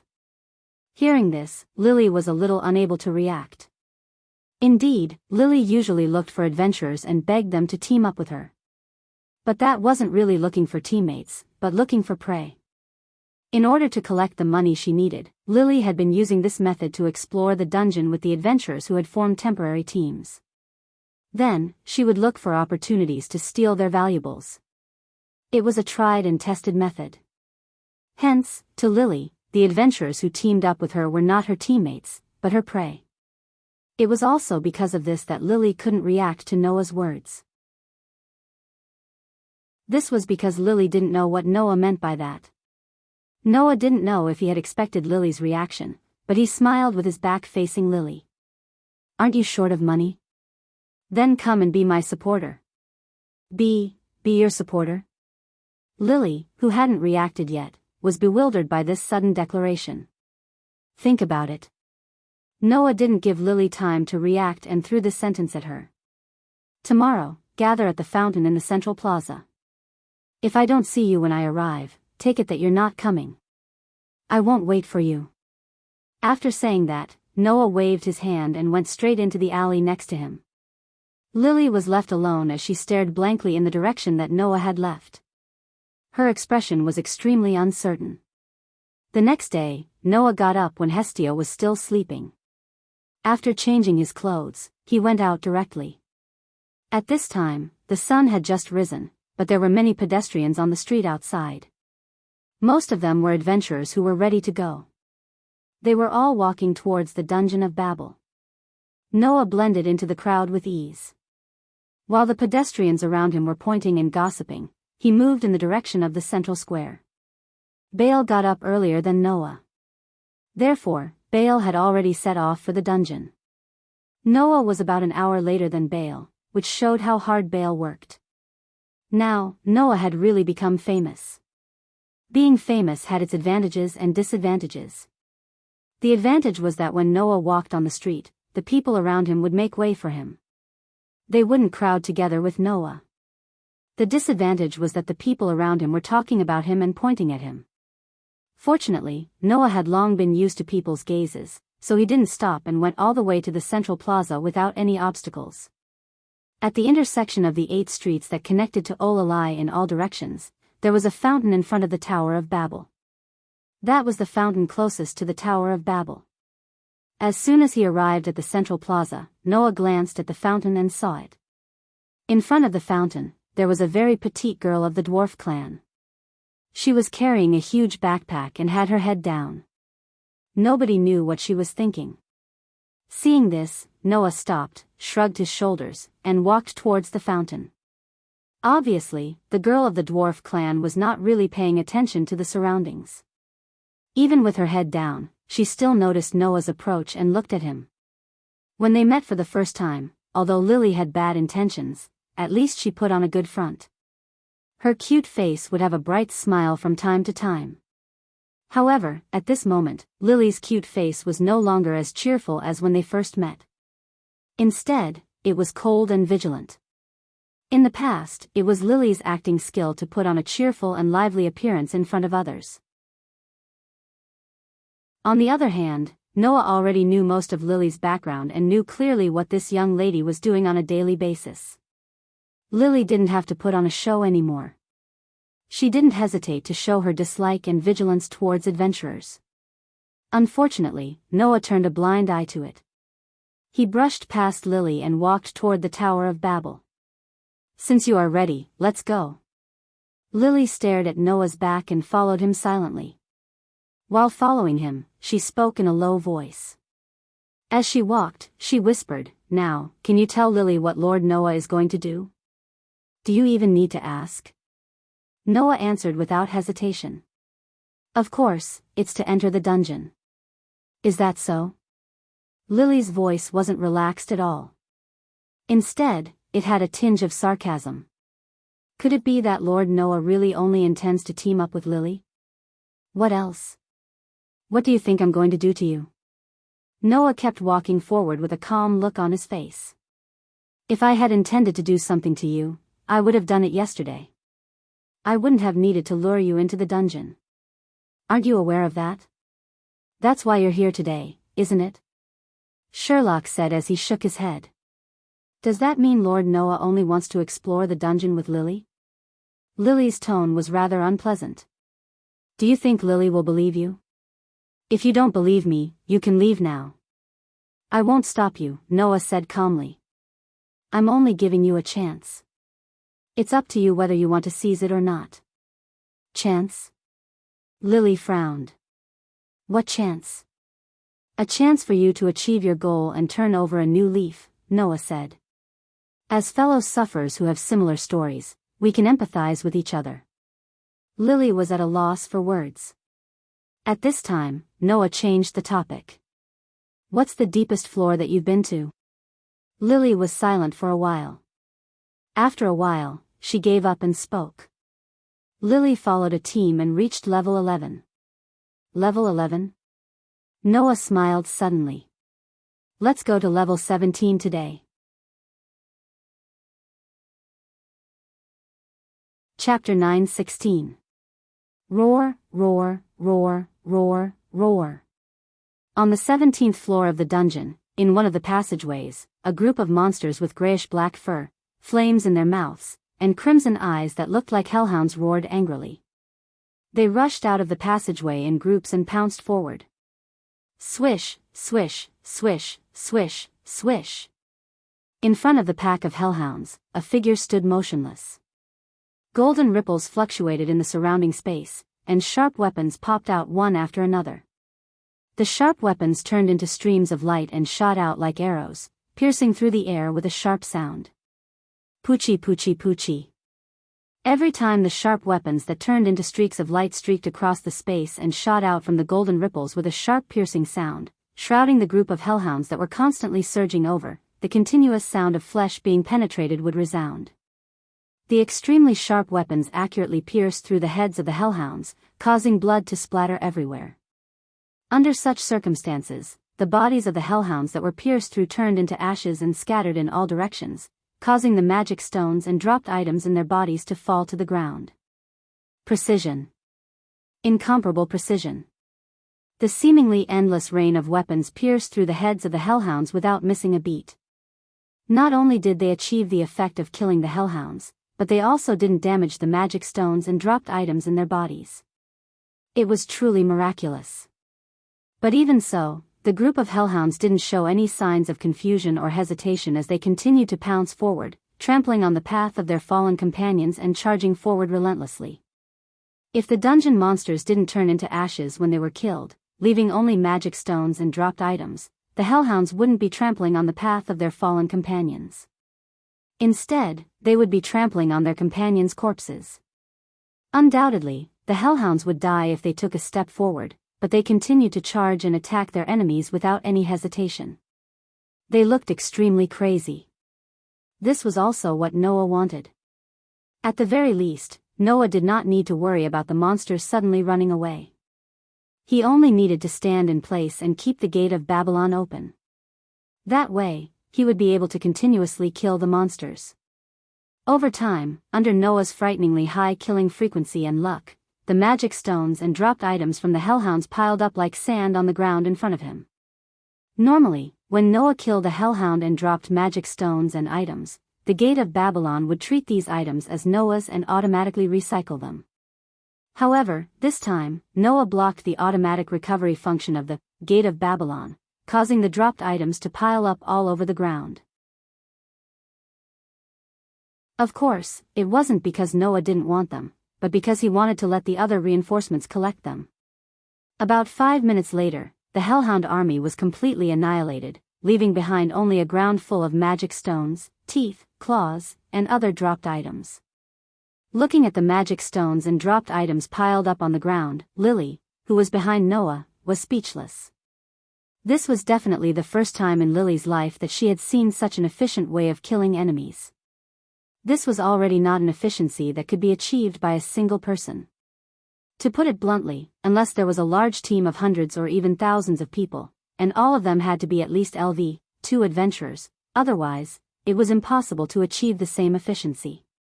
With this kind of efficiency to earn magic stones, why worry about not being able to make a lot of money?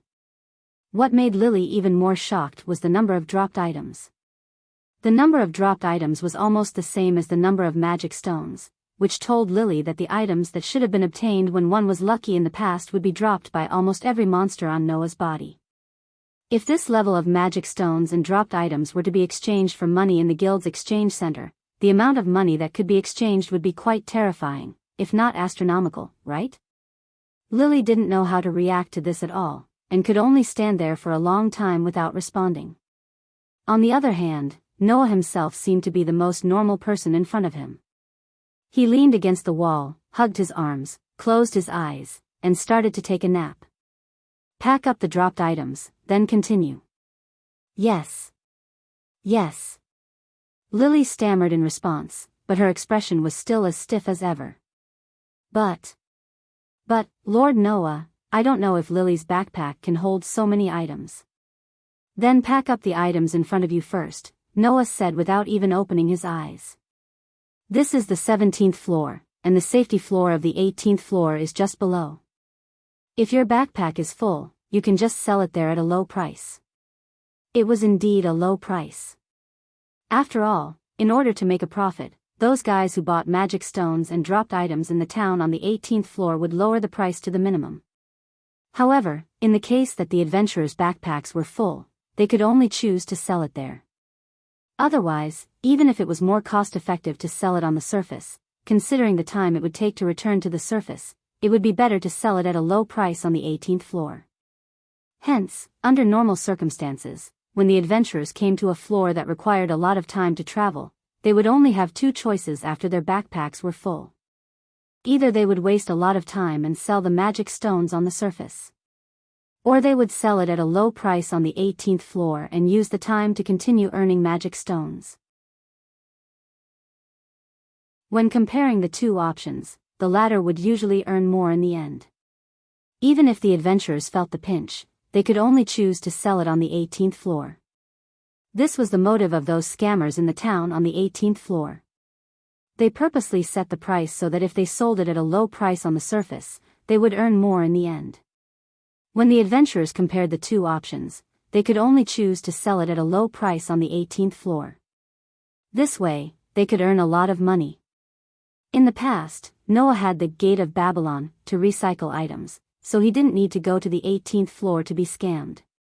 But now, because of Lily's matter, Noah didn't care. Anyway, Noah didn't lack the money.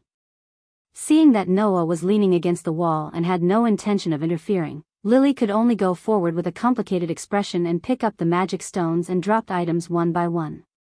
Dungeon, 18th floor. Under Noah's lead, Lily came to a town that was almost entirely made of wood. She came to the exchange shop that sold magic stones and dropped items. This price is too unreasonable. If I were to bring it to the surface, these magic stones and dropped items could be exchanged for at least double the price. Isn't this considered a scam? In a building that was painted with pictures of Minotaurus and blue and purple crystals, the signboard was much more gorgeous than the surrounding shops. Lily stared at the shop owner in disbelief, only to receive a snort of disdain from the shop owner. If you don't like it, you can go to another shop. Lily's face was red with anger. That was natural. Which seller wouldn't be angered to death by a purchase price that was more than half the original price? However, it was impossible to continue exploring the dungeon with magic stones and dropped items that couldn't be stored. Moreover, it took a long time to return to the surface.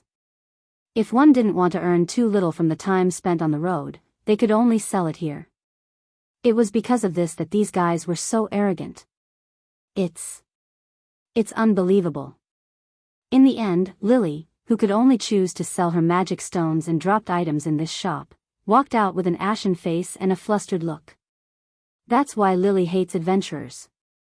Every one of them is so greedy. I really don't want to be compared to these guys who only know how to rip people off. Noah sighed. Alright, buy some time and continue exploring. Yes. Lily could only agree gloomily.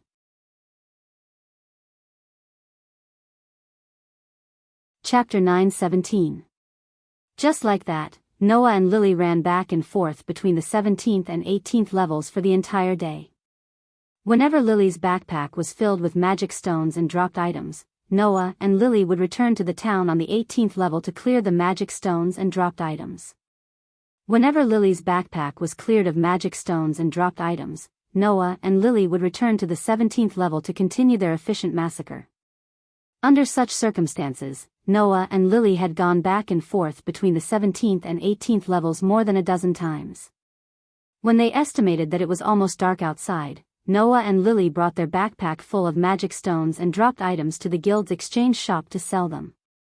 Then, they took the receipt from the 18th level and went to the shop owner who sold the magic stones and dropped items cheaply to collect the money. It should be mentioned here that in the 18th floor of the town, all transactions were conducted by bartering or by setting up a voucher. This was because no one would bring so many gold coins while exploring the dungeon. Therefore, unless it was a small transaction that could be transacted on the spot, like the transaction that Noah bought a map on the 18th floor last time, otherwise, once the transaction amount was relatively large, most of the transactions would be in the form of a written agreement. For example, if an adventurer bought an expensive item in the town on the 18th level, the shop owner would leave the adventurer's name and clan tribe, coat of arms as collateral and let the adventurer write a written receipt before handing the item over to the buyer. When the shop owner returned to the surface from the 18th level, he would take the written receipt to the customer's clan tribe to collect the money. If the item was sold to the residents of the 18th level, it would be the exact opposite. The shop owner would write a written receipt and let the customer collect the money from his clan tribe. Noah and Lily had sold a large amount of magic stones and dropped items on the 18th level, so naturally, it was not a transaction that could be carried out on the spot. Therefore, when Noah and Lily returned from the dungeon, they had the written receipt from the shop owner who had bought their magic stones and dropped items. After returning to the surface, they immediately went to the other party's clan tribe to collect the money. Thus, after a whole day of hard work, the two of them reaped an astonishing harvest. At least, after receiving the money and coming out of the base camp, Lily was stunned when she saw the two big money bags full of gold coins in her arms. She didn't react for quite a while. In the end, Lily could only murmur in her sleep. 1,280,000 Varus. 1,280,000 Varus. This was Noah's and Lily's harvest after a day. You're lying, right? Lily tightly hugged the big purse full of gold coins. She was in a trance. He can earn so much in just one day. If it weren't for those guys on the 18th floor, it would have been even more.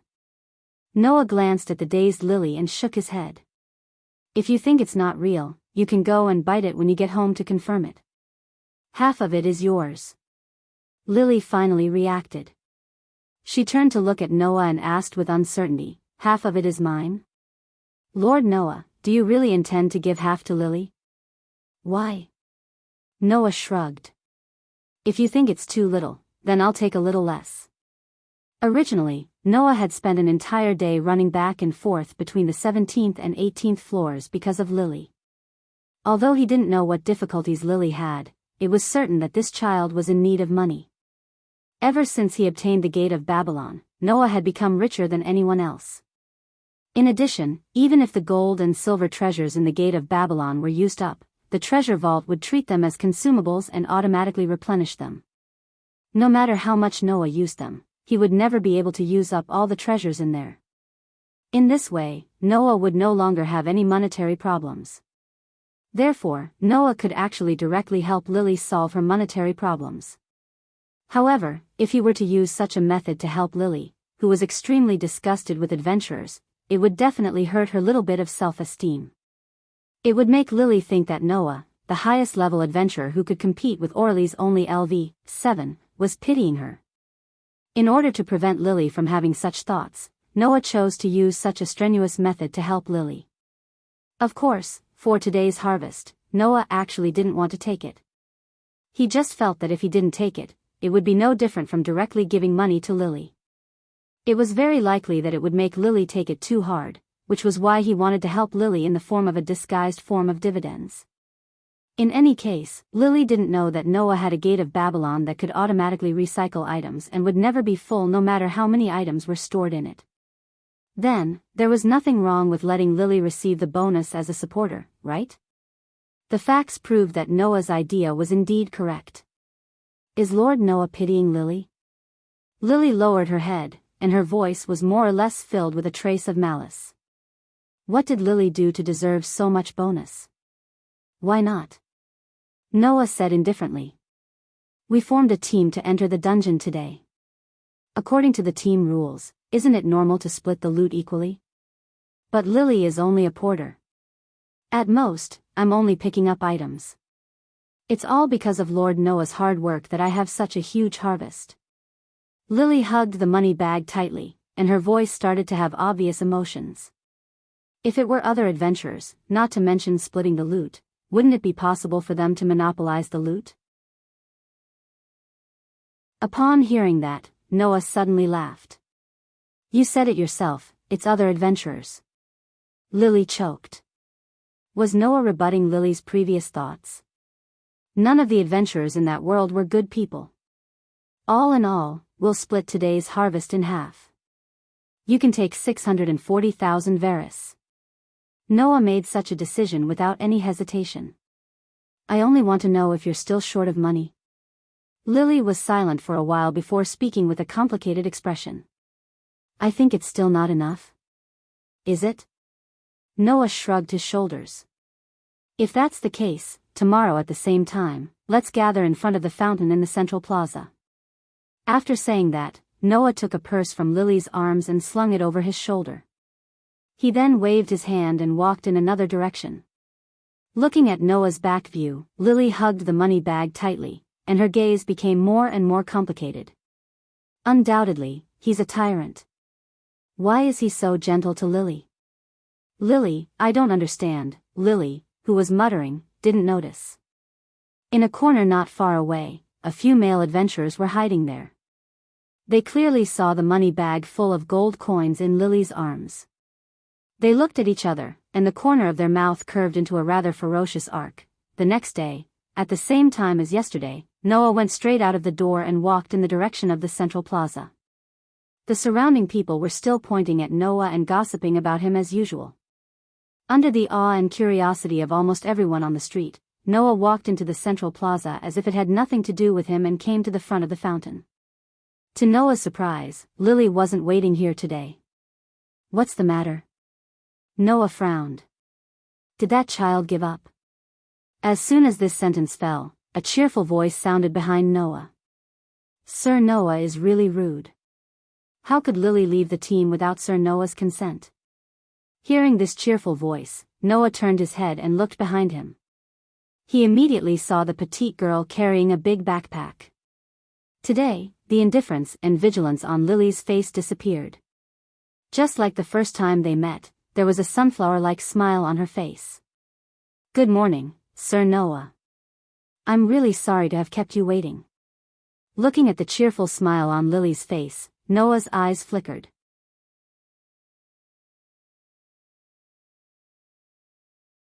Chapter 9:18.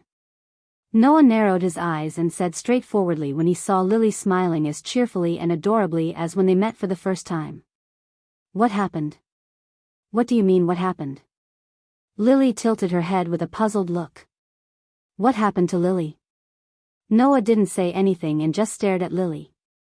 When they met for the first time, Lily was also as cheerful and cute as she was now. However, at that time, Lily was simply acting cheerful and cute. There wasn't even a trace of innocence in her eyes. Instead, there was an extremely deep malice hidden in them. Lily today was the same as at that time. She was acting the same on the surface, but her heart wasn't as lively and cheerful as she looked on the surface. If he still couldn't determine what happened to Lily that led to such an attitude, then Noah should go home, wash up, and sleep. However, Lily clearly didn't intend to explain, nor did she intend to open her heart to Noah. By the way, Sir Noah, Lily wants to apologize to you here. Saying that, Lily lowered her head to Noah. Today, can you please give Lily a day off? A day off? Noah raised his eyebrows and said with a smile that wasn't a smile. Aren't you short on money? Why don't you push away the job that can earn you at least a few 100,000 Varus a day? That can't be helped. Lily's smile didn't diminish. Although Lily feels very pained, today is the monthly gathering of Lily's clan tribe. If Lily is absent, it will cause a lot of trouble. Gathering? Noah asked. What gathering? Rather than calling it a gathering, it's better to call it a press conference for the mission. Lily touched her head. Simply put, it's a notice that requires the people in the clan tribe to earn a certain amount of money every month and hand it in. So, everyone has to be present. The so-called clan tribe was originally established in exchange for the power called favor to pay for the chief god's food, drink, and entertainment. Although there were chief gods like Hestia and Loki who valued and loved the members of the clan tribe as their own family and children, it didn't mean that the other gods were like this. Even Loki had to make the members of the clan tribe hand in the harvest of the clan tribe activities regularly for the operating expenses of the clan tribe. Since it belonged to a clan tribe, it was natural to collect funds from the income of the clan tribe members. Could it be that Lily was so short of money because of the clan tribe? Everyone has to hand in the set amount of money? Noah said without batting an eyelid. Then people who don't have the ability to earn money will have a hard time? Yeah, Lily said jokingly. Especially for a supporter like Lily, that's even more needless to say. Lily, who had been talking to Noah as if she was pretending from the beginning, only when she said this sentence did her tone finally carry the same emotion as yesterday. It was an emotion called hatred and disgust. Noah, who clearly noticed this, withdrew his gaze from Lily and said indifferently. In that case, let's forget about it today. Thank you very much, Lord Noah. Lily bowed her head again and expressed her gratitude to Noah. Then, she smiled as brightly as a sunflower and said to Noah, Thank you for your help. I hope that tomorrow, Lord Noah can continue to employ Lily. If that's the case, Lily will be very happy. Leaving this sentence, Lily turned around and walked in the direction of one of the streets. Moreover, her footsteps seemed to be a little hurried. It was not until this moment that the faint smile on Noah's face disappeared bit by bit. He glanced at the bushes at the side. Rustle, in the direction of Noah's line of sight, the bushes swayed a few times and made a sound. Not long after, from the inside of the thicket, several blurry black shadows appeared from behind the trees that were used as cover and left in another direction. Seeing this, Noah's expression more or less carried a hint of coldness. It seems that things are much more complicated than I thought. When the sun rose to the highest point and announced the arrival of noon, in the northernmost part of Orly, in front of a building located on the side of a road that was a little remote from the main street, Noah came here. Looking up, Noah cast his gaze at the building in front of him. It was a long and large mansion. The area of the mansion was not large, but the scale was quite magnificent. As for why, this mansion seemed to want to expand, but because of the narrow area, it couldn't do so. As a result, it couldn't extend to the side, but could only develop upward, so several towers were built together like a forest of spears, forming a mountain-like building. From Noah's direction, it was very clear. Behind the gate of the strange building that occupied a narrow area but was unusually tall, there was only a small courtyard with a few plants and flower beds. In the center of the tower-like buildings, the top part of the tallest tower was dyed with the color of dusk, like a mansion carved by flames. Looking at the strange building, Noah blinked. This is the headquarters of the Loki's clan? Noah hasn't been here before. Therefore, Noah only knew that the headquarters of the Loki's clan, one of the two kings of Orly, was here. Now that he saw it, Noah was even more certain that this was the headquarters of the Loki's clan. Because, except for a god with a strange temperament like Loki, no one would want to build a building like this. Immediately, Noah walked in the direction of the gate. Next to the gate, there were two guards. When one of the guards saw Noah coming directly here, he immediately raised the spear in his hand and pointed it in the direction of Noah. Stop! As soon as he shouted, the other guard fiercely pulled his companion and scolded in a low voice. Are you crazy? Look at who that guy is. Huh? The guard saw Noah's appearance clearly, and his eyes widened. Tyrant? Ignoring the nervous look of the two guards, Noah stepped forward and said, "Can you help me call Loki out?" Hearing Noah's words, the two guards became even more nervous. "Loki? Loki? You? What do you want to do?" It was no wonder that the two guards were so nervous. Originally, there were many factional problems between the clan and the clan, which made the clan of the gods wary of each other under normal circumstances. Now, not long ago, Noah had single-handedly taken care of a god of Apollo. Now, Noah, who was at the peak of his power in Eulalia's world, directly stated that he wanted to meet the god of Apollo's god of Apollo. "I have something to ask of your clan's god." Noah shrugged. "If it's convenient, you can help me pass the message." If it had been someone else, the two guards would have probably beaten them up. But Noah was extremely popular among the gods, and even the two clan gods of Loki and Freya's clan wanted to recruit him. This was something that everyone in Eulalia knew. The two guards looked at each other, and then one of them nodded and said to Noah, "Let's go." Noah said to him, "Please wait here for a moment." Noah naturally had no objection and nodded in agreement. The two guards breathed a sigh of relief and let one of them enter the door to pass the message. After some time, there was a commotion at the door. When the door was opened, a figure flew out from the door and pounced on Noah. "Little guy.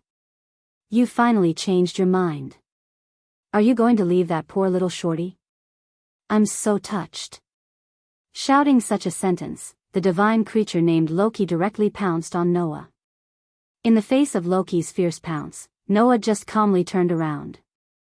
Loki suddenly missed and fell to the ground. Bang! After a loud noise, Loki's face hit the ground heavily. Loki howled in pain, covered his red nose, and rolled on the ground.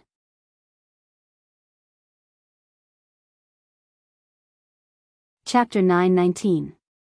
Nose. Lying on the ground, Loki rolled on the ground while covering his nose. There were tears in his eyes, and he looked like he was in so much pain that he wanted to die. As expected of the tyrant. He actually dodged it. No, it was so obvious. I think most people would be able to dodge it. Noah sighed as he couldn't bear to look directly at Loki, who was rolling on the ground with half-closed eyes. "Okay, stop fooling around. Get up quickly." "Oh, so cold." Loki reluctantly got up from the ground. "Sure enough, now is the time to be arrogant.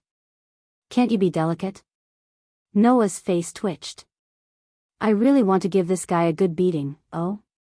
Little brother is really here. Welcome to our base camp, little brother." With these two voices, another group of people walked out of the gate of the Loki's base camp. The two Amazon sisters, Tiona and Tiona, were leading the group with a smile on their faces as they greeted Noah. Behind the Amazon sisters, Finn, Riveria, Gareth, and Rafia followed. Even the werewolf, Bert, smacked his lips when he saw Noah and looked unhappy. At the back of these people, there was a beautiful girl with dazzling waist-length hair. A pair of clear eyes stared at Noah. Her delicate and pretty face was still the same as before, without any expression on her face. At this point, all the senior members of the Loki's clan, one of the two kings of Eulalia, were present. Even Loki was present. The scene was quite spectacular. Long time no see. As the leader, Finn stepped forward and said to Noah with a look of surprise. "Although I knew that you would sooner or later amaze the world, I didn't expect that in just over a month, you have already made such a big name in Eulalia. It's really surprising. We watched the entire battle between you and Apollo's minions. It was truly amazing." Riveria also seemed to be a little emotional. That spell that destroyed an entire city in an instant was really powerful. If it was me, I wouldn't be able to reach that level yet. Even so, I'm still sitting on the seat of Eulalia's strongest archmage. It's really embarrassing. It's not just magic. His battle prowess is also amazing. Gareth laughed. You can even go head-to-head with Eulalia's ultimate weapon. To be honest, even I want to duel with you. As soon as they met, the three leaders of Loki's clan gave a great evaluation of Noah. However, no one present found it strange. After all, during the war game, Noah's performance was seen by everyone in Eulalia. Even the gods praised Noah. As a person from the lower realm, who could make a negative criticism of Noah's performance? Not to mention Finn, Riveria, and Gareth, even Tiona, Tyogni, and Leafia were all excitedly and emotionally evaluating Noah. Although Aze didn't say anything, her pair of eyes that were staring at Noah had already revealed her feelings in her heart. Only Bert put his hands in his pockets with a look of disdain. What's there to be surprised about? It's just taking care of a random clan that didn't even have a LV4 member. Everyone present was used to Bert's rude remarks, so almost no one paid attention to Bert. This made the displeasure on Bert's face more intense, but he didn't say anything. He turned his head away with an unruly look.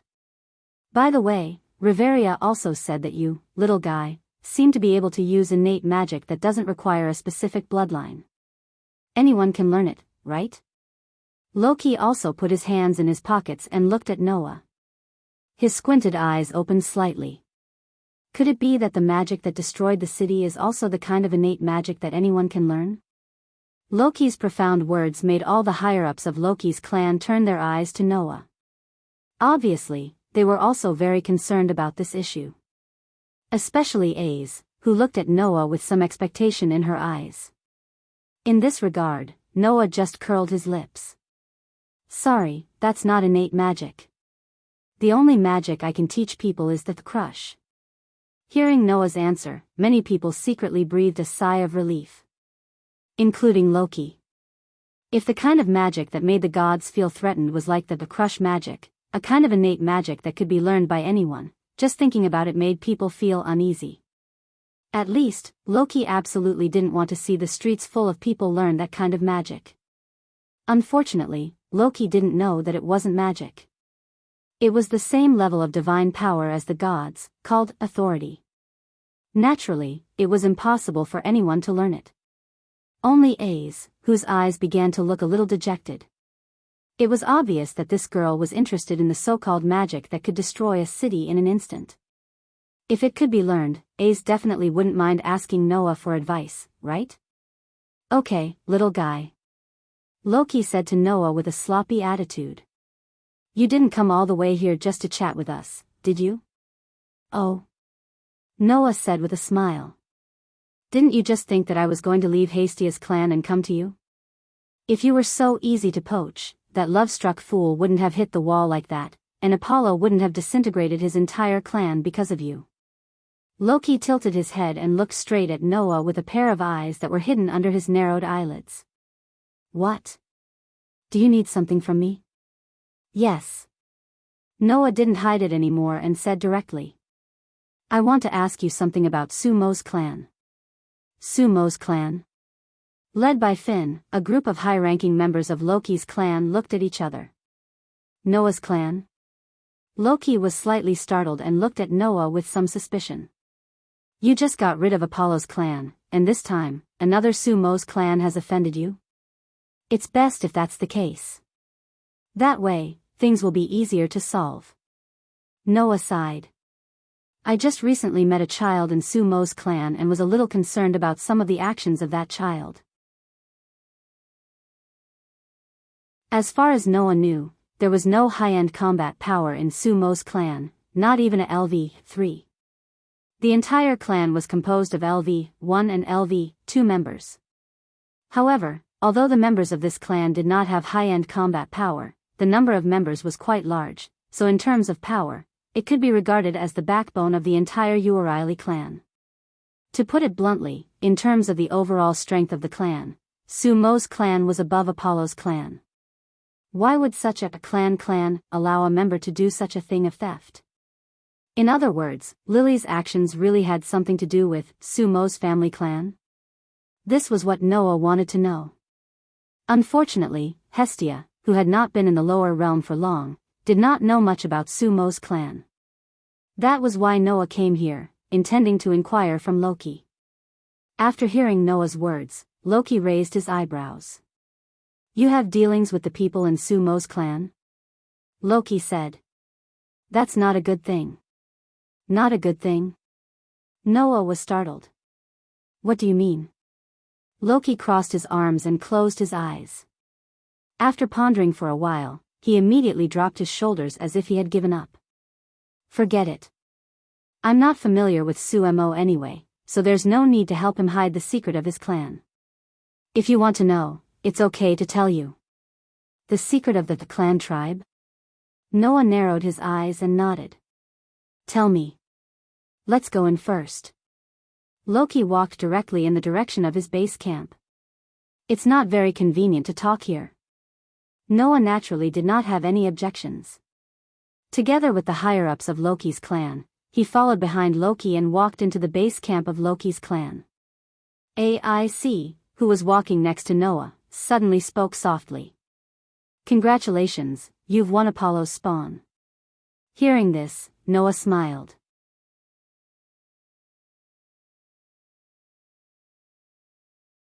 Chapter 9:20. Under Loki's lead, Noah entered a reception room that directly faced the corridor of the mansion.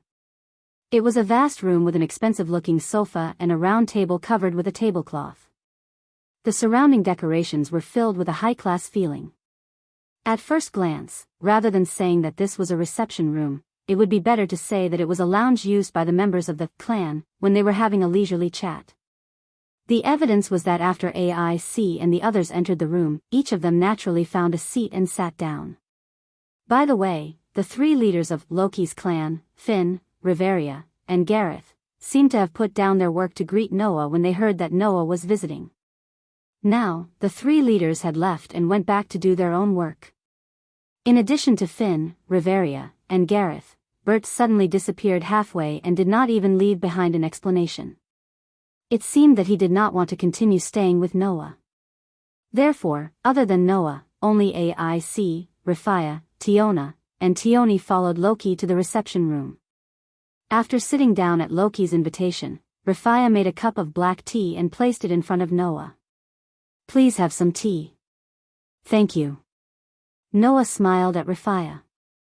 As a result, Rifia's pretty face turned red and she pulled away from Noah in a panic. She hid beside Tiona and Tioni and behind AIC, which made Noah quite puzzled and made Tiona and Tioni snicker. Oh. Loki also snickered. It seems that our Lord Tyrant's smile is quite lethal to young girls in their prime. It's not like that. Rifia protested loudly but was ignored by everyone present. Forget about the teasing. Hurry up and tell me about Sumo's clan. Noah took a sip of black tea and looked at Loki. You just said that it's not a good thing to have dealings with the people in that clan, right? What does it mean? The meaning is very simple. Loki directly crossed his legs on the sofa without any arrogance and said very casually. Because the people in that clan tribe are all very dangerous. Danger? Noah frowned. Don't keep me in suspense, hurry up and tell me clearly. Well, don't be so impatient. Before that, you have to know what kind of person the main god in the clan is. Loki shrugged. What kind of god do you think the main god in Sumo's clan, that is, Sumo himself, is? What kind of god? Noah scratched his cheek. I heard that he seems to be a very solitary god. He never attends any public places and only hides in the headquarters of the clan tribe to manage the clan tribe. This was something that anyone who was slightly well-informed would know. Noah also got the information from hearsay. However, this news should be correct. As for why, Hestia once said that she almost forgot that there was such a person among the gods. His presence was pitifully faint. Solitary? Loki curled his lips. If you want to talk about being eccentric, that guy is indeed very eccentric. But, little guy, there's one thing you're wrong about. That guy only hides in the base camp of the family clan, and is not managing the family clan. Or rather, from the beginning, Sumo never thought of managing the family clan, right? Huh? Noah was puzzled. From the beginning, he never thought about managing the clan tribe? Among the gods, this is something that almost everyone knows. Only your little shorty who hasn't been in the lower realm for long doesn't know. Loki snorted softly. I'll just say it directly. That god Sumo doesn't have his own clan tribe in his head at all. He only has his own interests. At this point, Loki mentioned it to Noah, intentionally or unintentionally. You should have heard that in addition to exploring the underground city, Sumo's clan tribe also has some commercial nature. When Loki mentioned it, Noah also remembered. Are you referring to wine? Yes, wine. The most famous thing about Sumo's clan tribe is that they sell wine, and it's very good wine. When it came to wine, Loki's mood was a little high. That silly god's biggest interest is brewing wine, or rather, that's his only interest. The reason why he established the clan tribe was to let the children help him earn the money needed to brew wine. The problem lies in this wine. Loki spread his hands. You probably don't know, right? The wine of Sumo's clan tribe circulating in the market is just a failure. A failure? Noah was stunned. Although he had never drunk that wine, if the wine of Sumo's clan tribe was so famous, it proved that the wine's taste must be extraordinary. And that was just a failure? It's hard to believe, isn't it? I found it hard to believe at first. Loki seemed to recall the taste and could not help but lick his lips. Only those who have really tasted the wine will know how magical the taste of the wine called a failure is. Even the taste of the failure is so beautiful, the taste of the finished product can be imagined.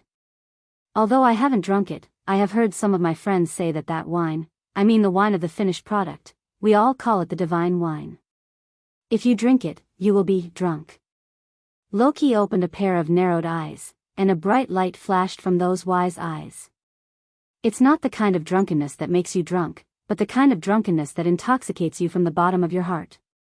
It's like taking drugs, it's addictive. Hearing this, Noah's eyes suddenly narrowed. Could it be? It seems that you've almost understood, Loki said, speechless. That's right, almost all of the clan tribe of that silly god have tasted the divine wine. His people don't worship Sumo, the main god, but the wine he brewed. That guy is a real pervert. He only used the development of materials, blending, and production to make the divine wine, without using the power of God at all. Making the divine wine with human hands, that's something that only people with the mysterious abilities can do, which is the so-called miracle. Loki's tone carried a little awe. In the end, Sumo made the miraculous wine in the state of an ordinary person that only the mysterious abilities can make. If that's not perverted, then what is? That kind of thing, it doesn't matter. Noah's brows were deeply furrowed. Sumo actually used that wine, which is no different from drugs, for the people of the clan tribe to use? There's something wrong with your statement. No, it should be said that my previous expression was a little wrong, Loki explained. Although it can make people drunk, at best, it's just wine. It can't be called a drug. Although it can bring people unimaginable pleasure, there's no harm in it. After a period of time, they will naturally wake up, just like how drunk people will eventually wake up. High-level adventurers can greatly increase their resistance to that kind of intoxication, so it's very difficult for people of LV2 and above to get drunk. It's also because of this that the fool took out the divine wine in order to satisfy his own interests and let the members under him earn money. Loki's tone was a little unhappy. In order to increase the enthusiasm of the members of the clan tribe to earn money, that fool took out the divine wine as a prize. As long as they earned more than a certain amount of operating expenses set by the clan tribe, they would be able to drink a small mouthful of the divine wine. As for the consequences, it goes without saying, right? Noah was immediately speechless. Even the four girls, Aze, Tiona, Tyogni, and Rafia, began to tremble. What were the consequences? Did it even need to be said? After tasting the divine wine, the members of Sumo's clan tribe, who were captured by the divine wine, would want to taste it again no matter what. And because only those who earned more than a certain amount of operating expenses could receive the divine wine as a reward, it naturally turned these people into people who crazily pursued money like gamblers. You have dealings with the people of Sumo's clan tribe, right? Loki looked straight at Noah. Then you have to be careful. Otherwise, even if it's you, you'll be pestered by those crazy people. Noah fell silent. Did that child also want to get money for this purpose?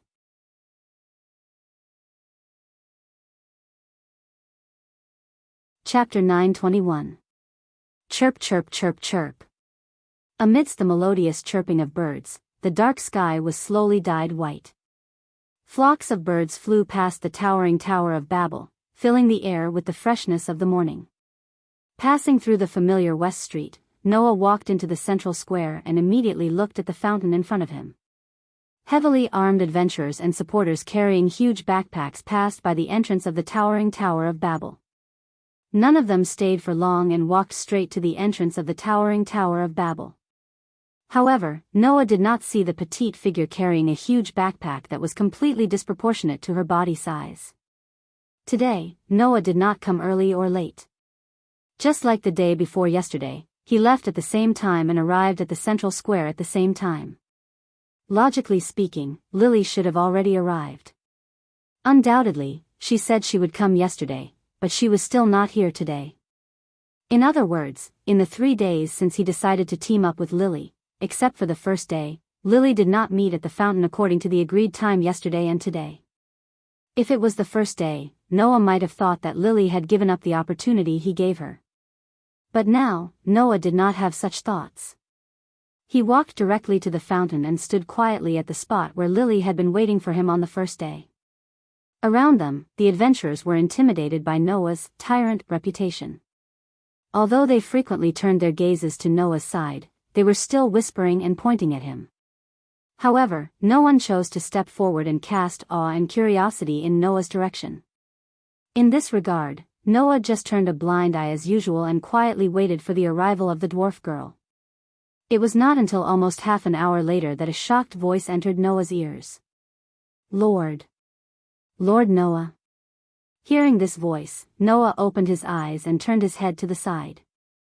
There, the little human girl with a huge backpack on her back was staring at Noah with her eyes wide open, filled with shock and confusion. Why? Noah raised his eyebrows. What why? Why? Why is Lord Noah still waiting here? Lily reacted, and the smile on her face began to become a little stubborn. Didn't Lord Noah say that if Lily wasn't here when you came, Lord Noah wouldn't wait for Lily? Indeed. 3 days ago, Noah had met Lily, who had stolen a male adventurer's greatsword in an alley and was being chased by the male adventurer. He had saved Lily from the male adventurer and made an agreement with Lily to form a team. Noah had said that if Lily wasn't here when he came, he wouldn't wait any longer. However, at that time, Noah only wanted to give Lily a chance. An opportunity to achieve his goal. Because Lily was also a person with a story. As long as he spent a little time and effort, he would be able to give a young girl a new lease of life.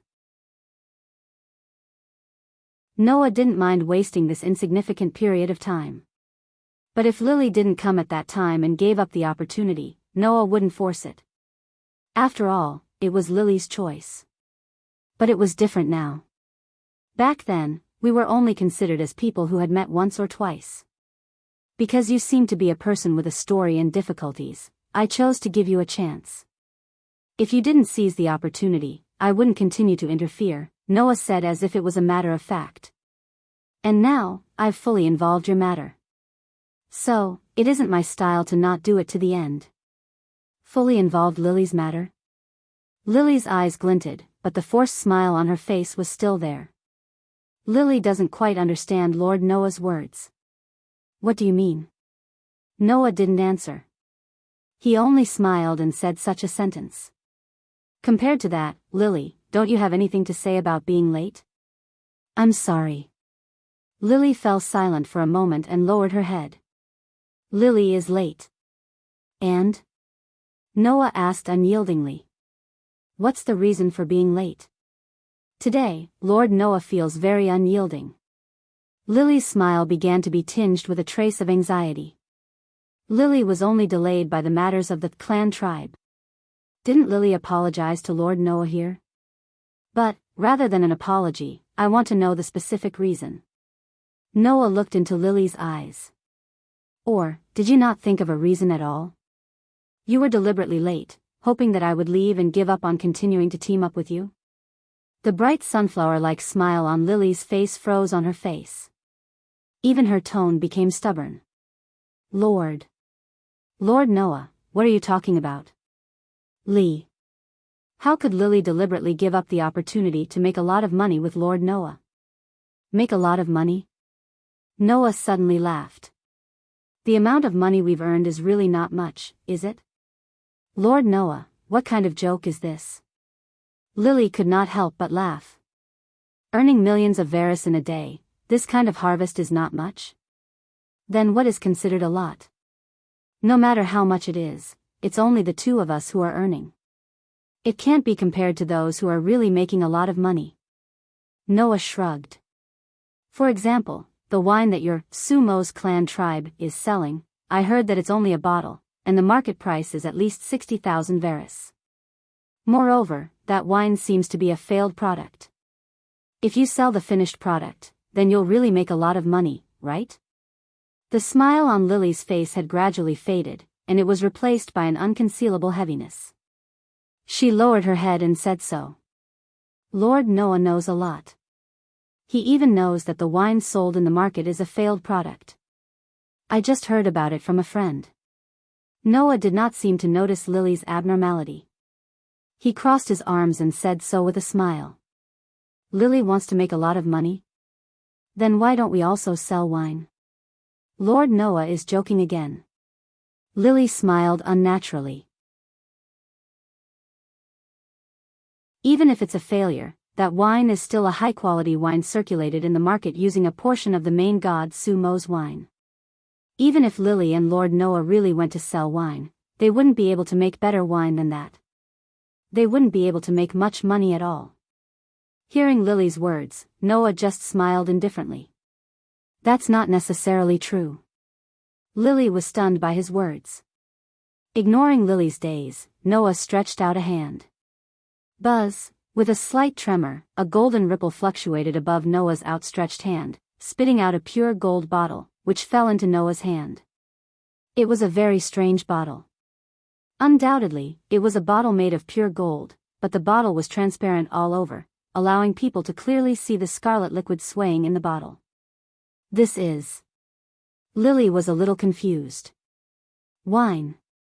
Noah didn't beat around the bush and directly explained. Although it's not the wine brewed by the Lord God of your clan tribe, this is a veritable divine wine. Divine wine? Lily had a bad premonition in her heart. Lord Noah, are you kidding me? I'm not kidding. This is indeed wine brewed by God, Noah said lightly. If I tell you about Bacchus, the god of wine in Roman mythology, you may not know what's going on. You only need to know that similar to Hephaestus, who was known as the god of forging in heaven, Bacchus was also a god of wine like Sumo. This wine was brewed by that god of wine, so it is a veritable divine wine. With such a sentence, Noah unscrewed the cap of the pure gold but incredibly transparent wine bottle. Pop! With the clear sound of the bottle opening, in the next moment, a fragrance that could be seen directly with the naked eye spread out from the pure gold wine bottle. It was a sweet wine fragrance that was completely different from the aroma of other wines. When they smelled this wine, many people in the central square stopped in their tracks and turned their gazes over.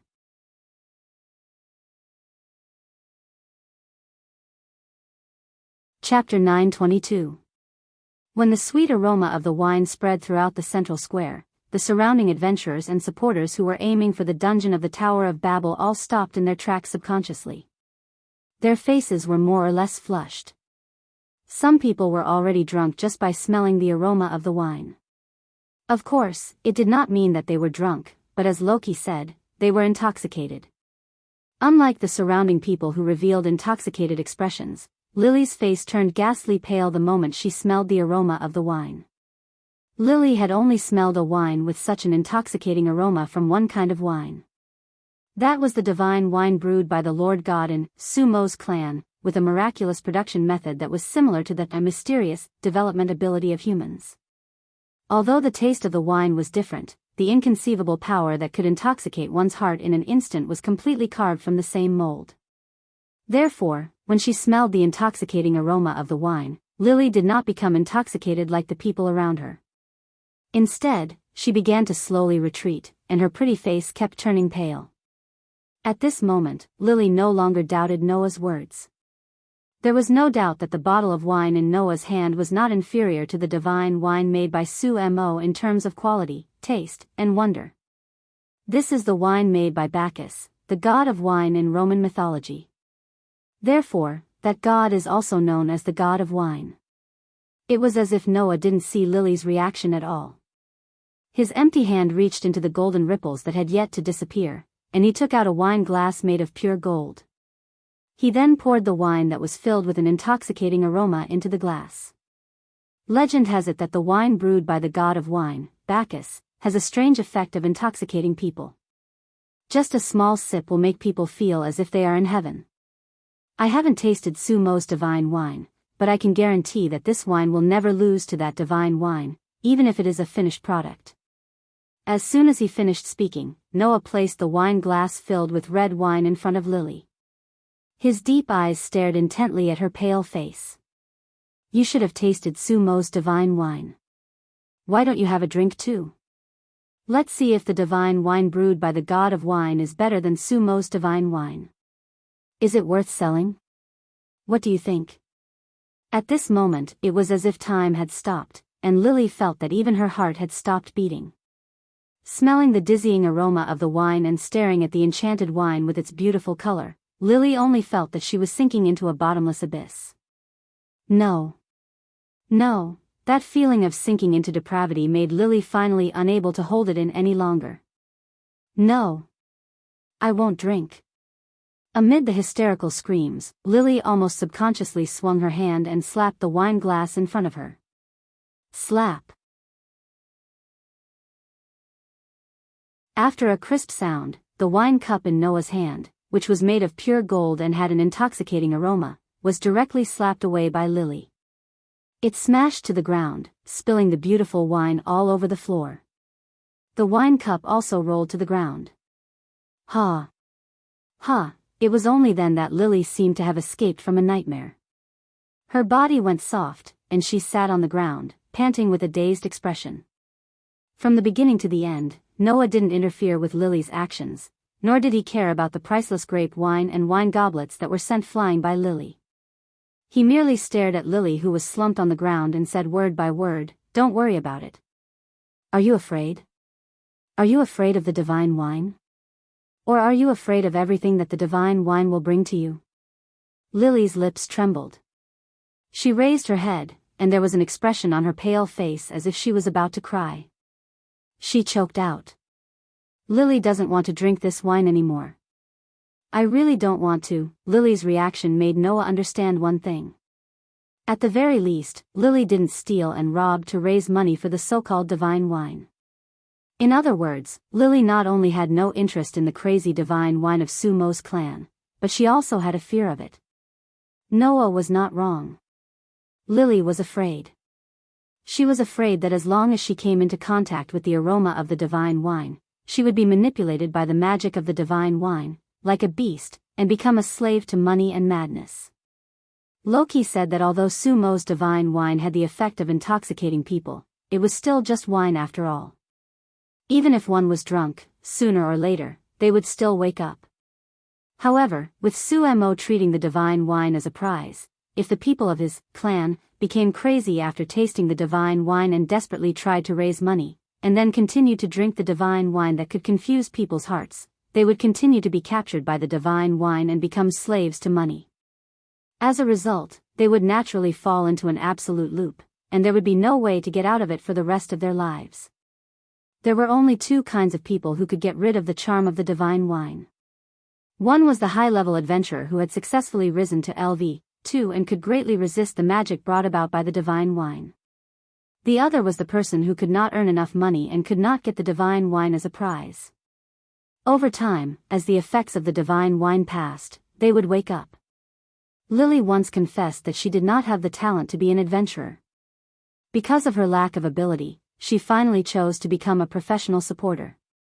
Then, Lily was very likely the latter. Undoubtedly, you have already gotten rid of the magic of the divine wine, so why are you still raising money at all costs? Noah half knelt and looked directly into Lily's eyes. Why don't you tell me the reason? Lily. Because of the divine wine, Lily's heart seemed to have become timid, and she could not help but speak in a sobbing voice. Lily just wants to use a lot of money as an exchange to beg Sumo to let Lily leave the clan. You raised the money in order to leave the clan tribe? The unexpected answer made Noah a little surprised. Noah had imagined various reasons for Lily to raise the money. However, Noah really did not think that it would be such a reason.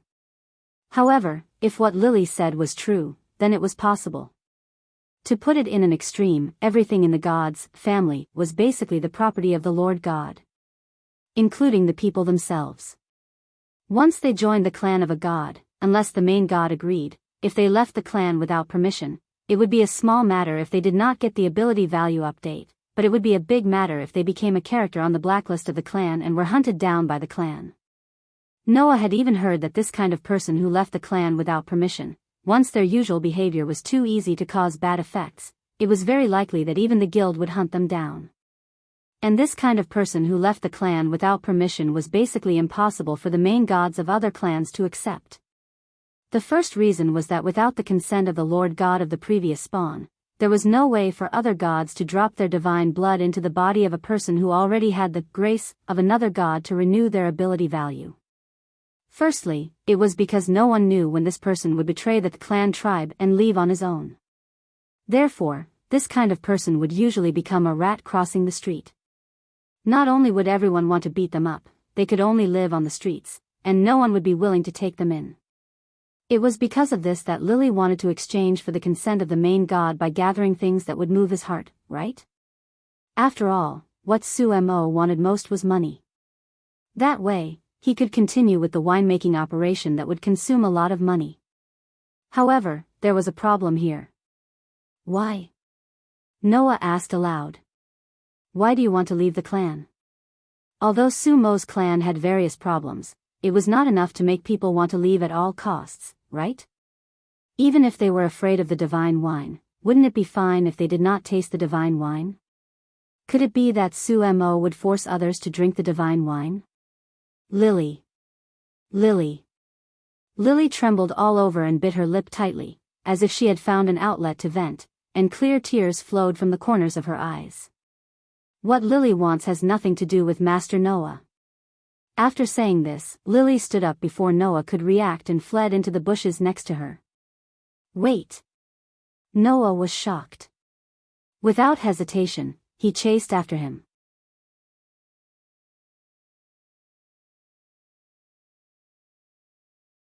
Chapter 9:23. Ha! Ha! Ha! Ha! In an empty alley, Lily, who was carrying a huge backpack, panted heavily as she ran forward desperately. Tears were still flowing from the corners of her eyes, but her heart was screaming madly. Lily is such a useless person anyway. She's even afraid of a glass of wine. She's useless at all. Lily hated adventurers very much. However, compared to adventurers, Lily actually hated herself more. Noah did not know that Lily did not join Sumo's clan voluntarily, but was born as a member of Sumo's clan. This was an unwritten rule that happened in almost every clan. Because it was usually not suitable for factions to be too close to each other, under normal circumstances, it was impossible for two people from different clans to get married. In the same clan, if two people who loved each other married and gave birth to a child, then the child would become a member of their parents' clan from the moment of birth. Lily was such an existence. Lily's parents were both members of Sumo's clan. In other words, Lily was obligated to become a member of Sumo's clan from the moment of her birth. From then on, Lily was destined to be an unfortunate person. This was because Lily's parents, as the grassroots members of Sumo's clan, were also captured by the magic of the divine wine and became slaves to money. Under such circumstances, in addition to their own crazy pursuit of money, Lily's parents had been almost rude to the young Lily to earn money, and had never fulfilled their responsibilities as parents. Then, in order to pursue money, one day, Lily's parents got into the underground tower that they could not explore with their own strength and were killed by monsters. As a result, Lily was left alone. At the same time, the death of her parents did not relieve Lily. There was no other reason. Even Lily herself unfortunately drank the divine wine when Sumo's clan planned to expand the faction and distributed the divine wine as bait, and became a captive of the divine wine. Like the other people in Sumo's clan, after Lily was captured by the divine wine, she crazily wanted to get money. However, the young Lily did not have much ability, nor did she have the talent that an adventurer should have. Thus, she was forced to become a support. As a result, Lily was despised and looked down upon by others. Whenever Lily acted as the support of an adventurer team, those adventurers who looked down on Lily would brazenly or openly take the spoils of war for themselves, leaving the weak Lily with no way to deal with them. Even if Lily did earn some money at times, the adventurers in the same clan would also have evil intentions towards the weak and lonely Lily in order to obtain the divine wine as a prize. Just like that, Lily would either have her spoils of war swallowed by her fellow adventurers who looked down on her when she was acting as a support for a small adventurer team, or she would be oppressed by the adventurers of the same clan. Over time, Lily, who couldn't make any money, naturally couldn't get the divine wine as a prize. As time passed, the magic power of the divine wine disappeared, and everything returned to normal. But at this point, even if she wanted to regret it, it was too late. The only choice left for Lily was to continue living as a support who was despised by others. Even if she would be bullied by other adventurers of the clan and forced to work for free. Even if she would be treated as a cash cow by some members of the same clan and be oppressed. Lily could only continue to live like this. Therefore, Lily hated adventurers the most. Lord Noah is the same. Lily couldn't help but shout out. That person is also an adventurer. An adventurer who only bullies Lily. Lily ran forward with all her might without any destination. She just wanted to get away from where Noah was. Only in this way could Lily erase the complicated feelings in her heart for Noah. In fact, growing up in such an environment, although it was hard, it also made Lily not become a fool. Instead, she was quite smart. In this case, how could Lily not see that Noah lowered himself to form a team with a professional support who didn't even have the talent of an adventurer? Not only that, but he also split the profits equally. That was just a way to help Lily in disguise. It was because she understood this that Lily didn't want to believe it.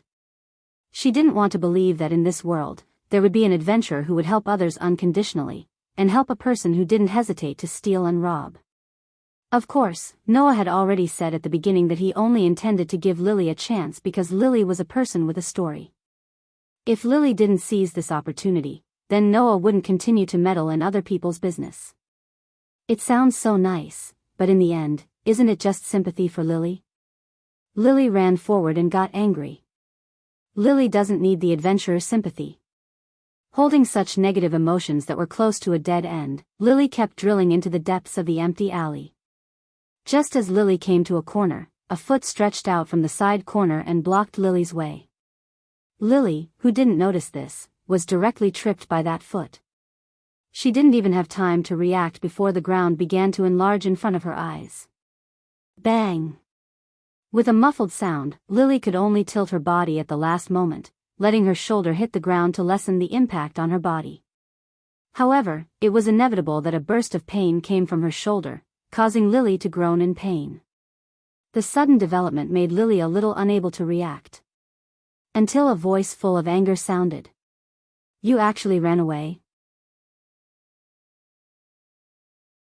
Giving up a chance to make a lot of money and running away?" Along with such an angry voice, a few figures walked out from the side alley. The leader was an orc. It was a very strong orc whose face was filled with ruthlessness. Seeing this orc, Lily's face turned pale.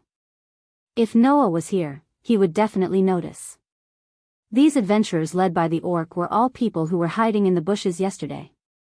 And only Lily knew. These people were none other than a portion of the adventurers who had been squeezing him dry despite sharing the same clan as himself. "Hey, Eddie." With a tone full of anger, the orc squatted down and laughed angrily. "I should have told you the day before yesterday. Since you can earn so much money by following that tyrant, then you should just keep following him. Think of ways to follow him and stick to him. That way, you'll be able to make a fortune, right?" After saying that, the orc's expression became irritable. "But, Eddie, you didn't listen. Not only did you suddenly run away yesterday, but you also deliberately came so late today to make that tyrant give up on you. Now you ran away again, didn't you just give up such a good opportunity?" Not only the orc, but also the adventurers who followed the orc stared at Lily angrily. However, this anger could be regarded as malice. After all, even if Lily continued to follow Noah and made a lot of money, in the end, the money would fall into the hands of these guys. Because of this, these guys were furious that Lily ran away from Noah. The day before yesterday, Lily and Noah came back from the underground city. After getting a good harvest, these guys who had been oppressing Lily found Lily's opportunity. As a result, the dividends that Lily got from Noah were all snatched away by these guys, and these guys also forced Lily to follow Noah and continue to make a lot of money. The next day, Lily became so abnormal in front of Noah. Yesterday, Lily said that there was a gathering in the clan, and that she needed to ask for leave, but it was a lie. Today, Lily deliberately came late so that Noah would give up on her. Anyway, in the end, she didn't get any harvest, so instead of letting all the money fall into the hands of these people with bad intentions, Lily would rather not. "It seems that if I don't teach you a lesson, you really think that we won't do anything to you." The orc seemed to be angry that Lily ran away from Noah. He raised a hand, clenched it into a fist, and fiercely swung it at Lily's face. Lily was shocked and could only raise her hand to block in front of her body. Bang! When such a muffled sound was heard, a figure flew out and hit a wall not far away.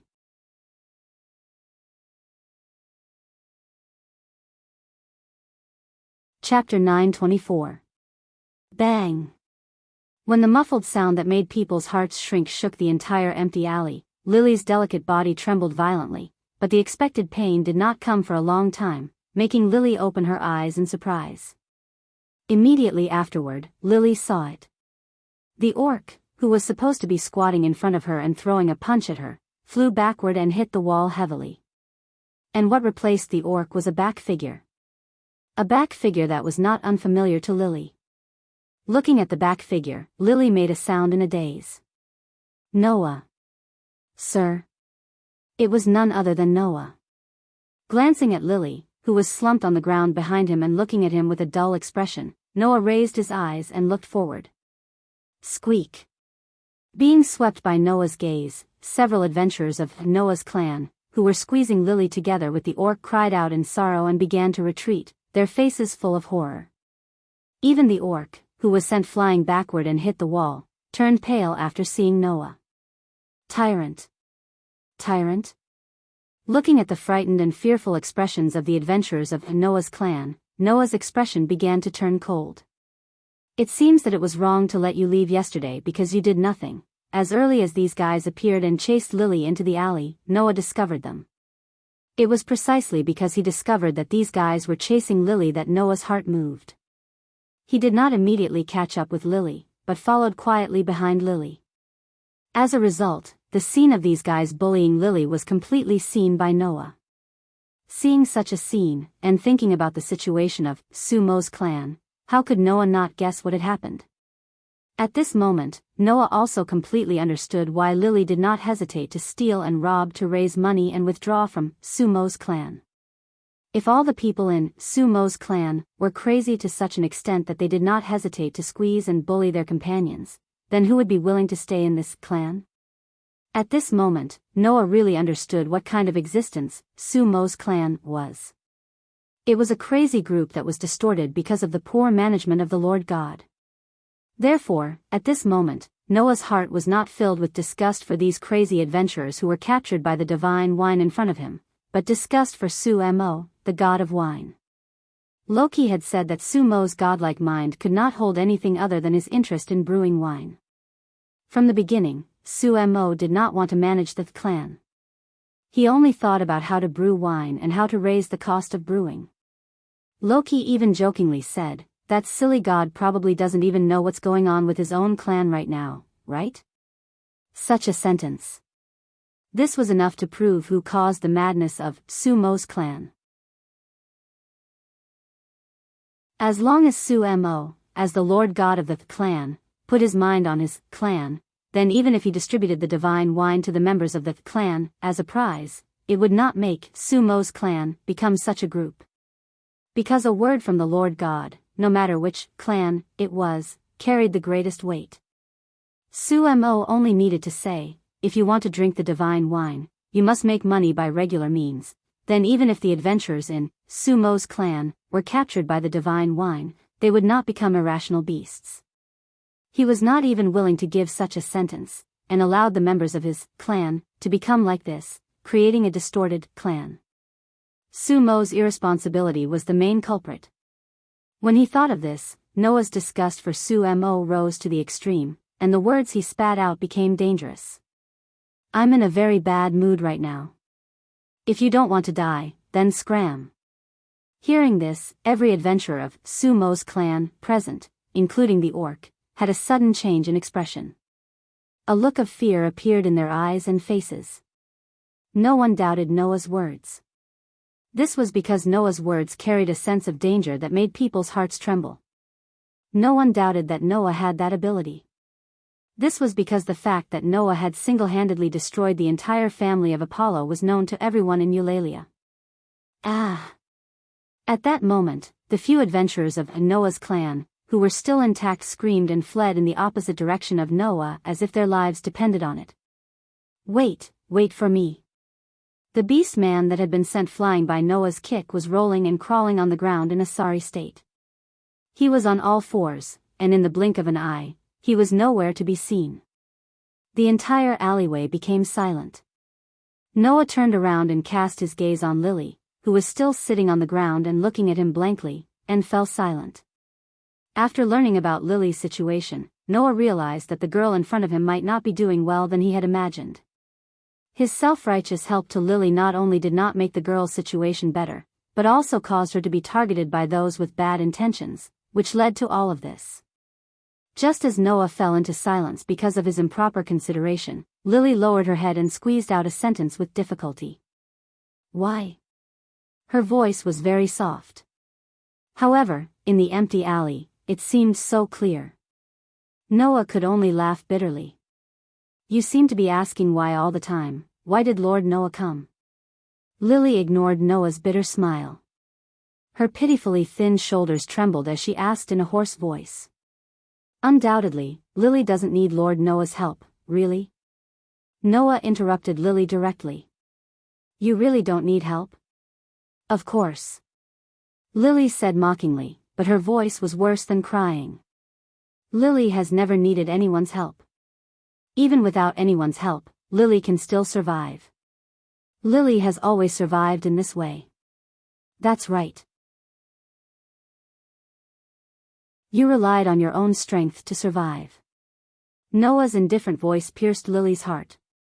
That's why you have to live so hard. Lily opened her mouth as if she wanted to refute, but she couldn't even squeeze out a word. She could only sit there paralyzed. She raised her head and looked at the dusky sky.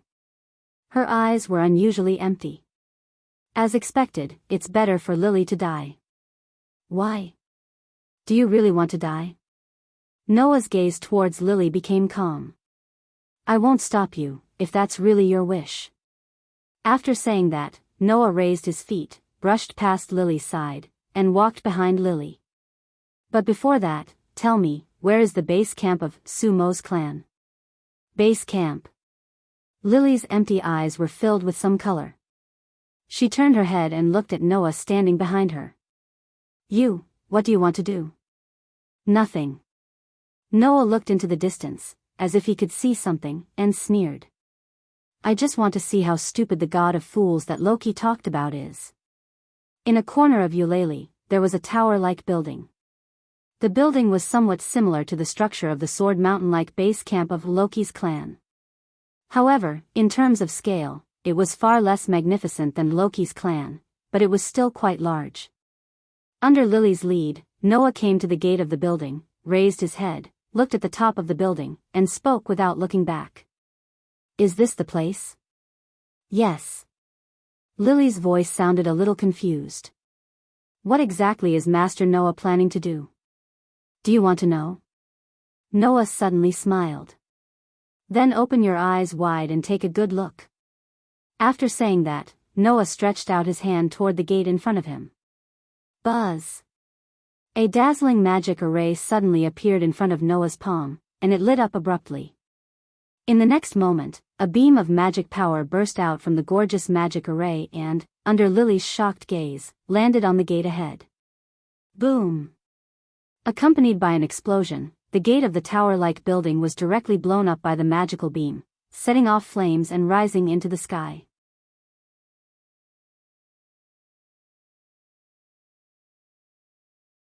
Chapter 925. What's wrong? What happened? Is it on fire? Quick! Let's go and see. The door of the building that was violently smashed by the magic beam did seem to be on fire, setting off layers of flames, causing a burst of panic and uncontrollable commotion inside the building. And the initiator, Noah, just retracted the gorgeous magic circle in front of his palm. His face reflected by the flames was like an ancient well without ripples. Lily was completely dumbfounded as she watched the scene unfold. After regaining her senses, she yelled at Noah with a shocked expression. Sir Noah? What the hell are you doing? What's wrong? Noah responded indifferently. Don't you hate this clan tribe? Are you still distressed? Lily is not distressed. I'm surprised. Lily said loudly with a face full of anxiety. Could it be that Lord Noah wants to start a war between the spawn tribes? Aren't you afraid of being banned by the guild?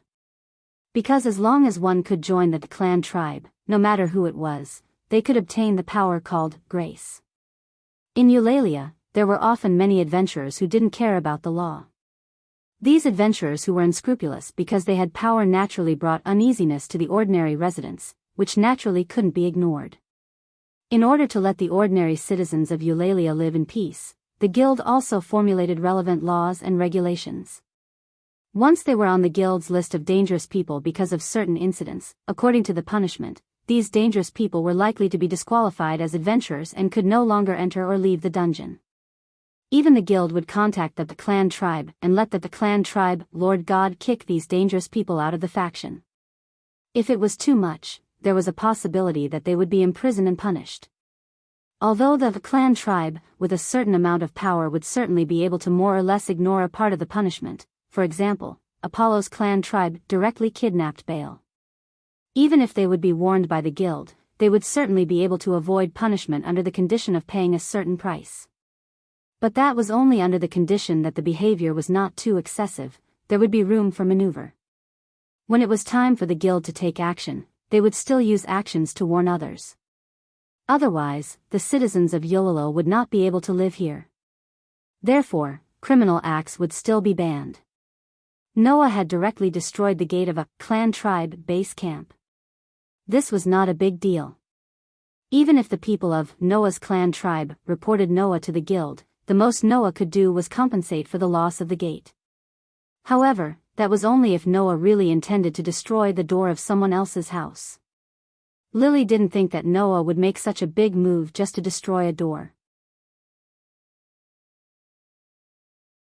Perhaps, in the end, it really might evolve into a struggle between the clan tribe and the clan tribe. At that time, things would really get out of hand.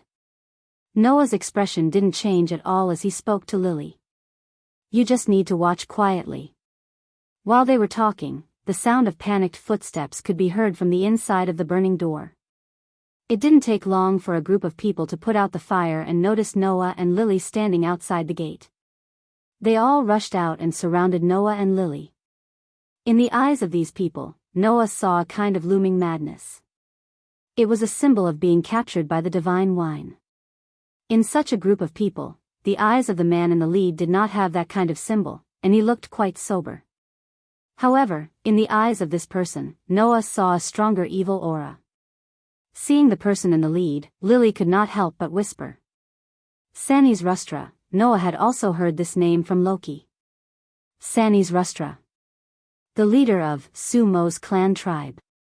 His level was only LV2, but he was the person with the most authority in the entire clan tribe.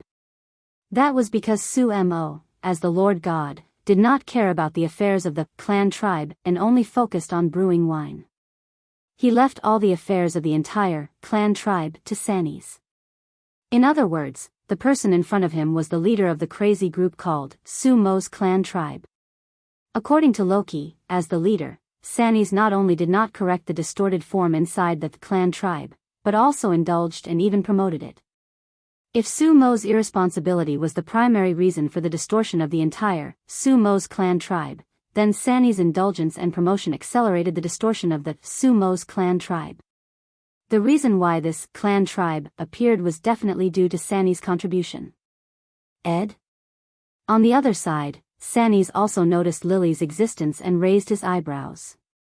When he saw Noah, his pupils shrank again. Is it that tyrant?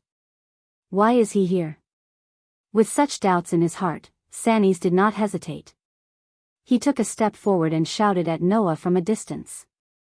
Are you the ones who destroyed the gate of our clan tribe? In one sentence, he cast aside Lily, who was also a member of the clan tribe, and directly put her in the same position as Noah. This approach made Lily's disheartened heart toward Sumo's clan tribe once again surge with a sense of disgust. Noah glanced around at everyone, and then looked at Sanis. I want to see Sumo. His unceremonious words made the faces of the people around him stiffen. Only Sanis glanced at Noah first, then at Lily, and grinned. I'm sorry, God Sumo never sees outsiders. Even if you want to see God Sumo will not agree. Please go back. Hearing this, Noah smiled. I didn't say that I needed to get permission to go in. With such a sentence, Noah directly took Lily's hand, who was at a loss, and walked in the direction of the Sumo's clan tribe headquarters. Stop. Sanis pulled out the weapon at his waist and pointed it at Noah.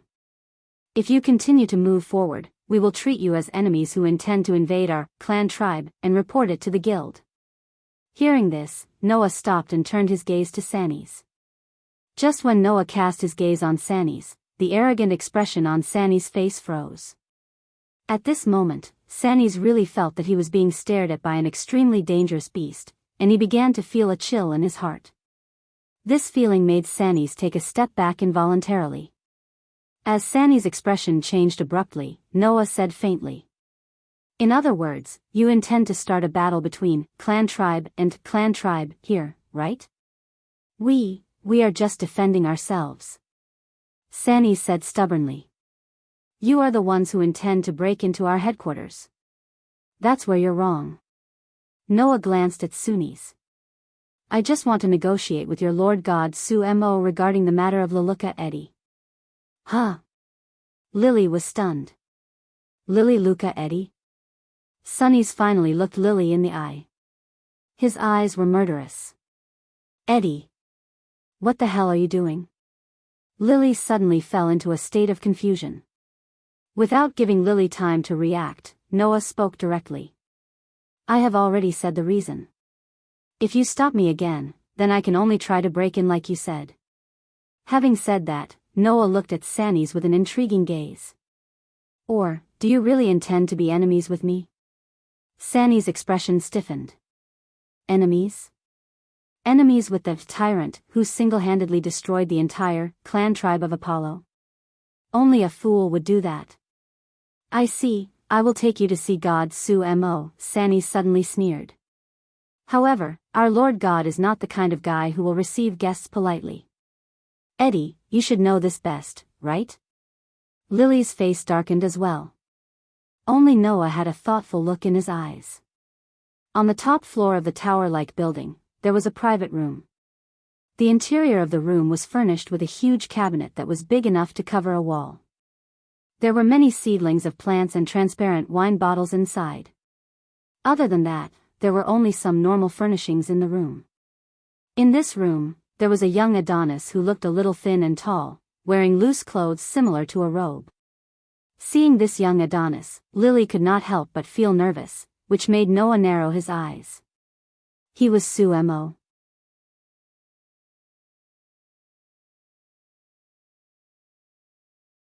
Chapter 9:26.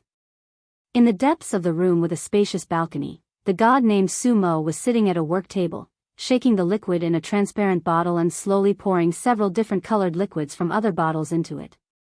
As Sumo moved, the liquid in the bottle began to emit a charming wine fragrance. The aroma of the wine made Sanny's expression ease up, but it also made Lily's face turn pale bit by bit. There was no doubt that Sumo was making divine wine. Although it was not finished yet, the smell of the wine was enough to intoxicate the average person.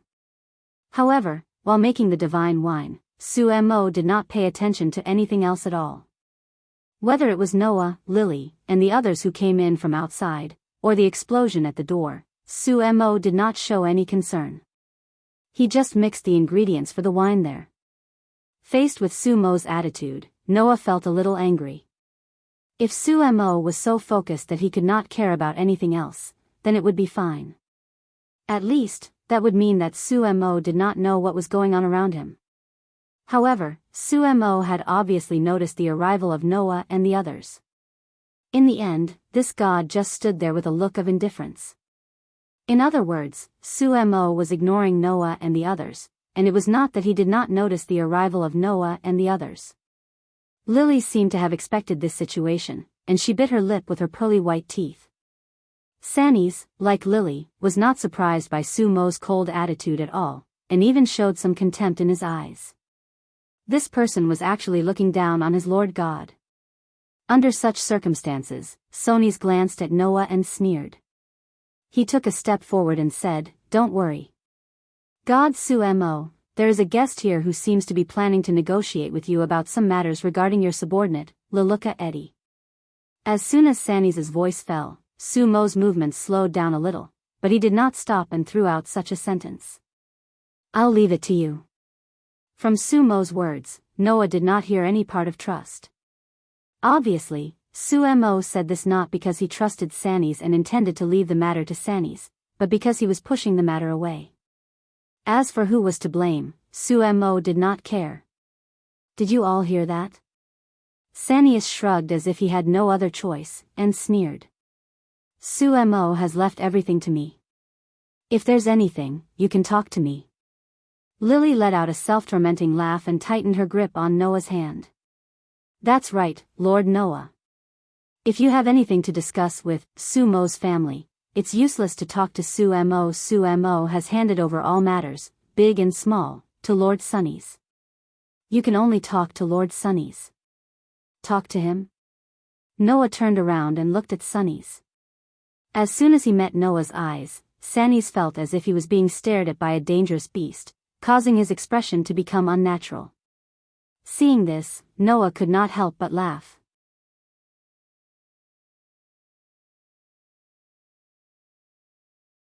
Without any hesitation, Noah stepped forward and grabbed Sumo's collar. Sumo was caught off guard and lifted him up fiercely. "Lord Noah." Lily turned pale with fright and was thrown into a panic. "You. What are you doing?" Sanny's expression also changed greatly, but he did not intend to step forward. There was only fear in his eyes when he looked at Noah, and he did not show any concern for the safety of his Lord God. Noah ignored Lily and Sanny's shocked look and held Sumo's collar.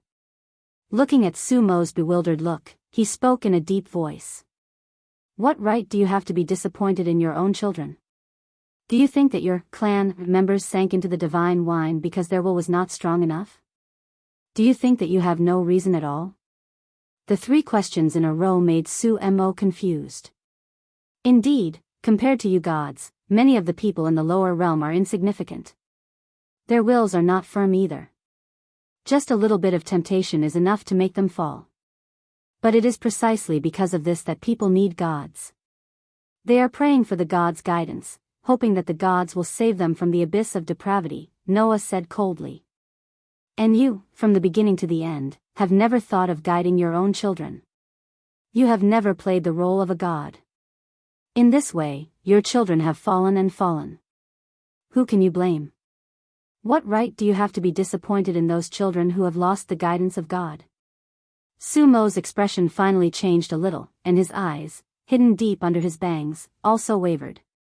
I won't deny your attitude, because some people really can't stand the slightest temptation. Their current depravity is only drawing out the dark side of their hearts. However, I dare not compliment your irresponsible and self-righteous behavior. Noah snorted coldly. There are good deities and evil deities. There are good people and evil people. You can be disappointed in those evil people, however, you don't extend a helping hand to those who could be good. Therefore, you are not qualified to be disappointed in them. That's right. Zhang Tai said.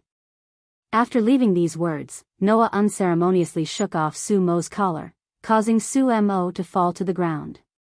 He stared blankly at Noah, unable to react for a long time. Come to think of it, no one had ever said this to Sumo before, right? Therefore, Sumo had never realized that his indifference was the reason for the distortion of the clan, right? Then, what Noah needed to do was to scold this dull god awake, right?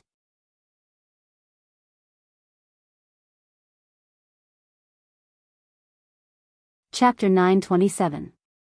As Noah's voice fell, Sumo's room fell into a state of unbearable dead silence. Lily looked at Sumo, who had fallen to the ground, with a complicated expression on her face. Sanis looked at Noah in horror, as if he still could not believe that Noah would treat a god like this. Sumo, on the other hand, was at a loss as he murmured. It's all my fault. You've never thought that the problem lies with you, have you? Noah looked down at Sumo, who was at a loss, and the anger in his heart gradually turned into a trace of pity and sympathy. No matter what, you're still a god. If you can't even see this level of problem, then I advise you to go back to the heavens. The lower realm is really not suitable for you. Sumo fell silent. Forget it. After venting all the anger in his heart, Noah no longer beat around the bush and directly stated the purpose of his trip. I'm here just to ask you to release a member of your group. Of course, I'll pay the refund fee. Noah's words finally made the two gods present react. Lily clenched her fists tightly, and her palms began to sweat, but her eyes were full of strong expectation and pleading as she looked at Sumo. Sani's expression changed, and he screamed in his heart. Sanis was actually a very insidious person who was extremely loyal to his desires. Not only did this guy privately resell the divine wine brewed by Sumo for money, but he also had an extreme desire for money and women. Including tasting delicious food, Sanis greedily enjoyed all the pleasures in this world that could satisfy his physical desires. Therefore, Sanis liked Sumo's clan very much. That was because, in this clan tribe, not only did Sangis cover the sky with one hand, but no matter how many bad things he was involved in, Sumo, as the Lord God, would turn a blind eye and let Sangis do whatever he wanted, lawless to the extreme. It was also because of this that Sanis expressed his respect for God incisively and vividly, but in his heart, he did not take Sumo seriously at all. Therefore, in addition to Sumo's indifference to the operation of the clan, Sanis, as the leader, was also a very important reason why Sumo's clan had deteriorated to this point. However, if Sumo began to have independent thoughts about the clan tribe, it would definitely be the worst situation for Sanis. In that case, it was very likely that Sumo would take out all the things that Sangis had done in private and settle them all. Because of this, Sanis absolutely could not let Sumo free himself from the state of indifference to the clan tribe. He could not let Sumo ask questions about the members of the clan tribe. Immediately, Sunny stood up anxiously. God Sumo, please leave this matter to me. I will definitely take care of it. Hearing this, Sumo turned his head and looked at Sanis. Seeing that his over-god was looking at him, Sanis had an ominous premonition. It was impossible for Sumo not to know what kind of person Sanis was.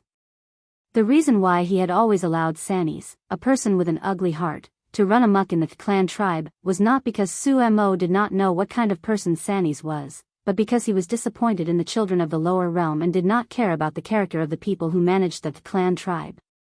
Now, with Noah's words, although Sumo could not be said to have come to his senses, he finally looked at the problem in front of him head-on. In this way, how could Sumo, who understood Sanis' character, listen to Sanis' words? Therefore, Sumo just glanced at Sanis, and immediately cast his gaze on Lily. After a while, he nodded. I understand. Sumo finally began to ask about the matters of the clan tribe. Damn it. Sanis' head heated up, and he looked at Noah fiercely and roared violently. It's all your fault. The hot-headed Sanis suddenly pulled out the one-handed sword at his waist and rushed in Noah's direction without any hesitation. The weapon in his hand drew a cold arc, and he slashed fiercely at Noah's head. Whoosh! However, almost at the same time, a foot seemed to appear out of thin air, carrying a whistling wind, and kicked heavily on Sanis' chest. Bang! The muffled sound rang throughout the room. Sanis spat out a mouthful of blood, and his whole body flew backward like a kite with a broken string, at a faster speed than when he rushed in Noah's direction. He hit the wall heavily, his head tilted, and he fainted. Only then did Noah retract his foot. He seemed to be talking to himself as he spoke indifferently. As a LV2 high-level adventurer, this guy will not be confused by the divine wine, but his conduct and actions are uglier than those who are confused by the divine wine.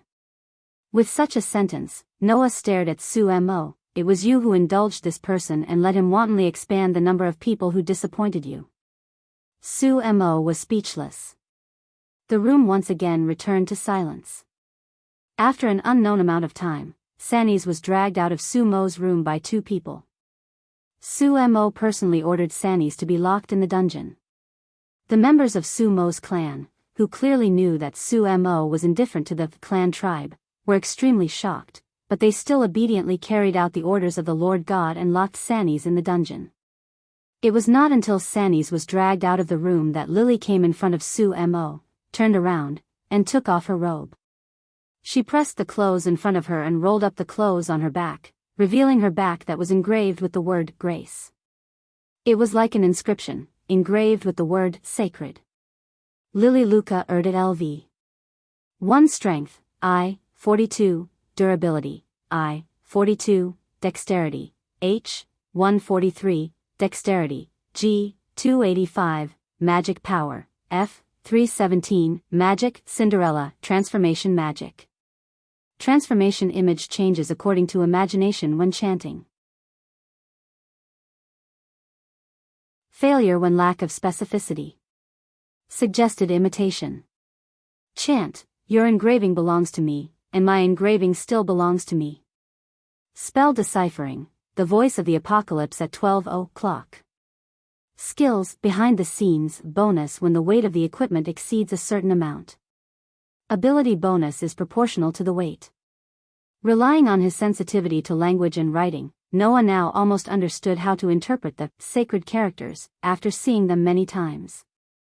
Seeing the ability value on Lily's back, Noah almost instantly interpreted the value above. Sumo directly picked up the sword that Sanis had dropped on the ground, cut a wound on his finger, and dripped the divine blood on Lily's back. The complex engraving emitted a soft blue light. Sumo's fingers gently slid on Lily's back, depicting a few specific movements. Immediately afterward, the light emitted from the engraving began to slowly fade, and even the engraving itself became faint. From this moment on, Lily's ability value was sealed.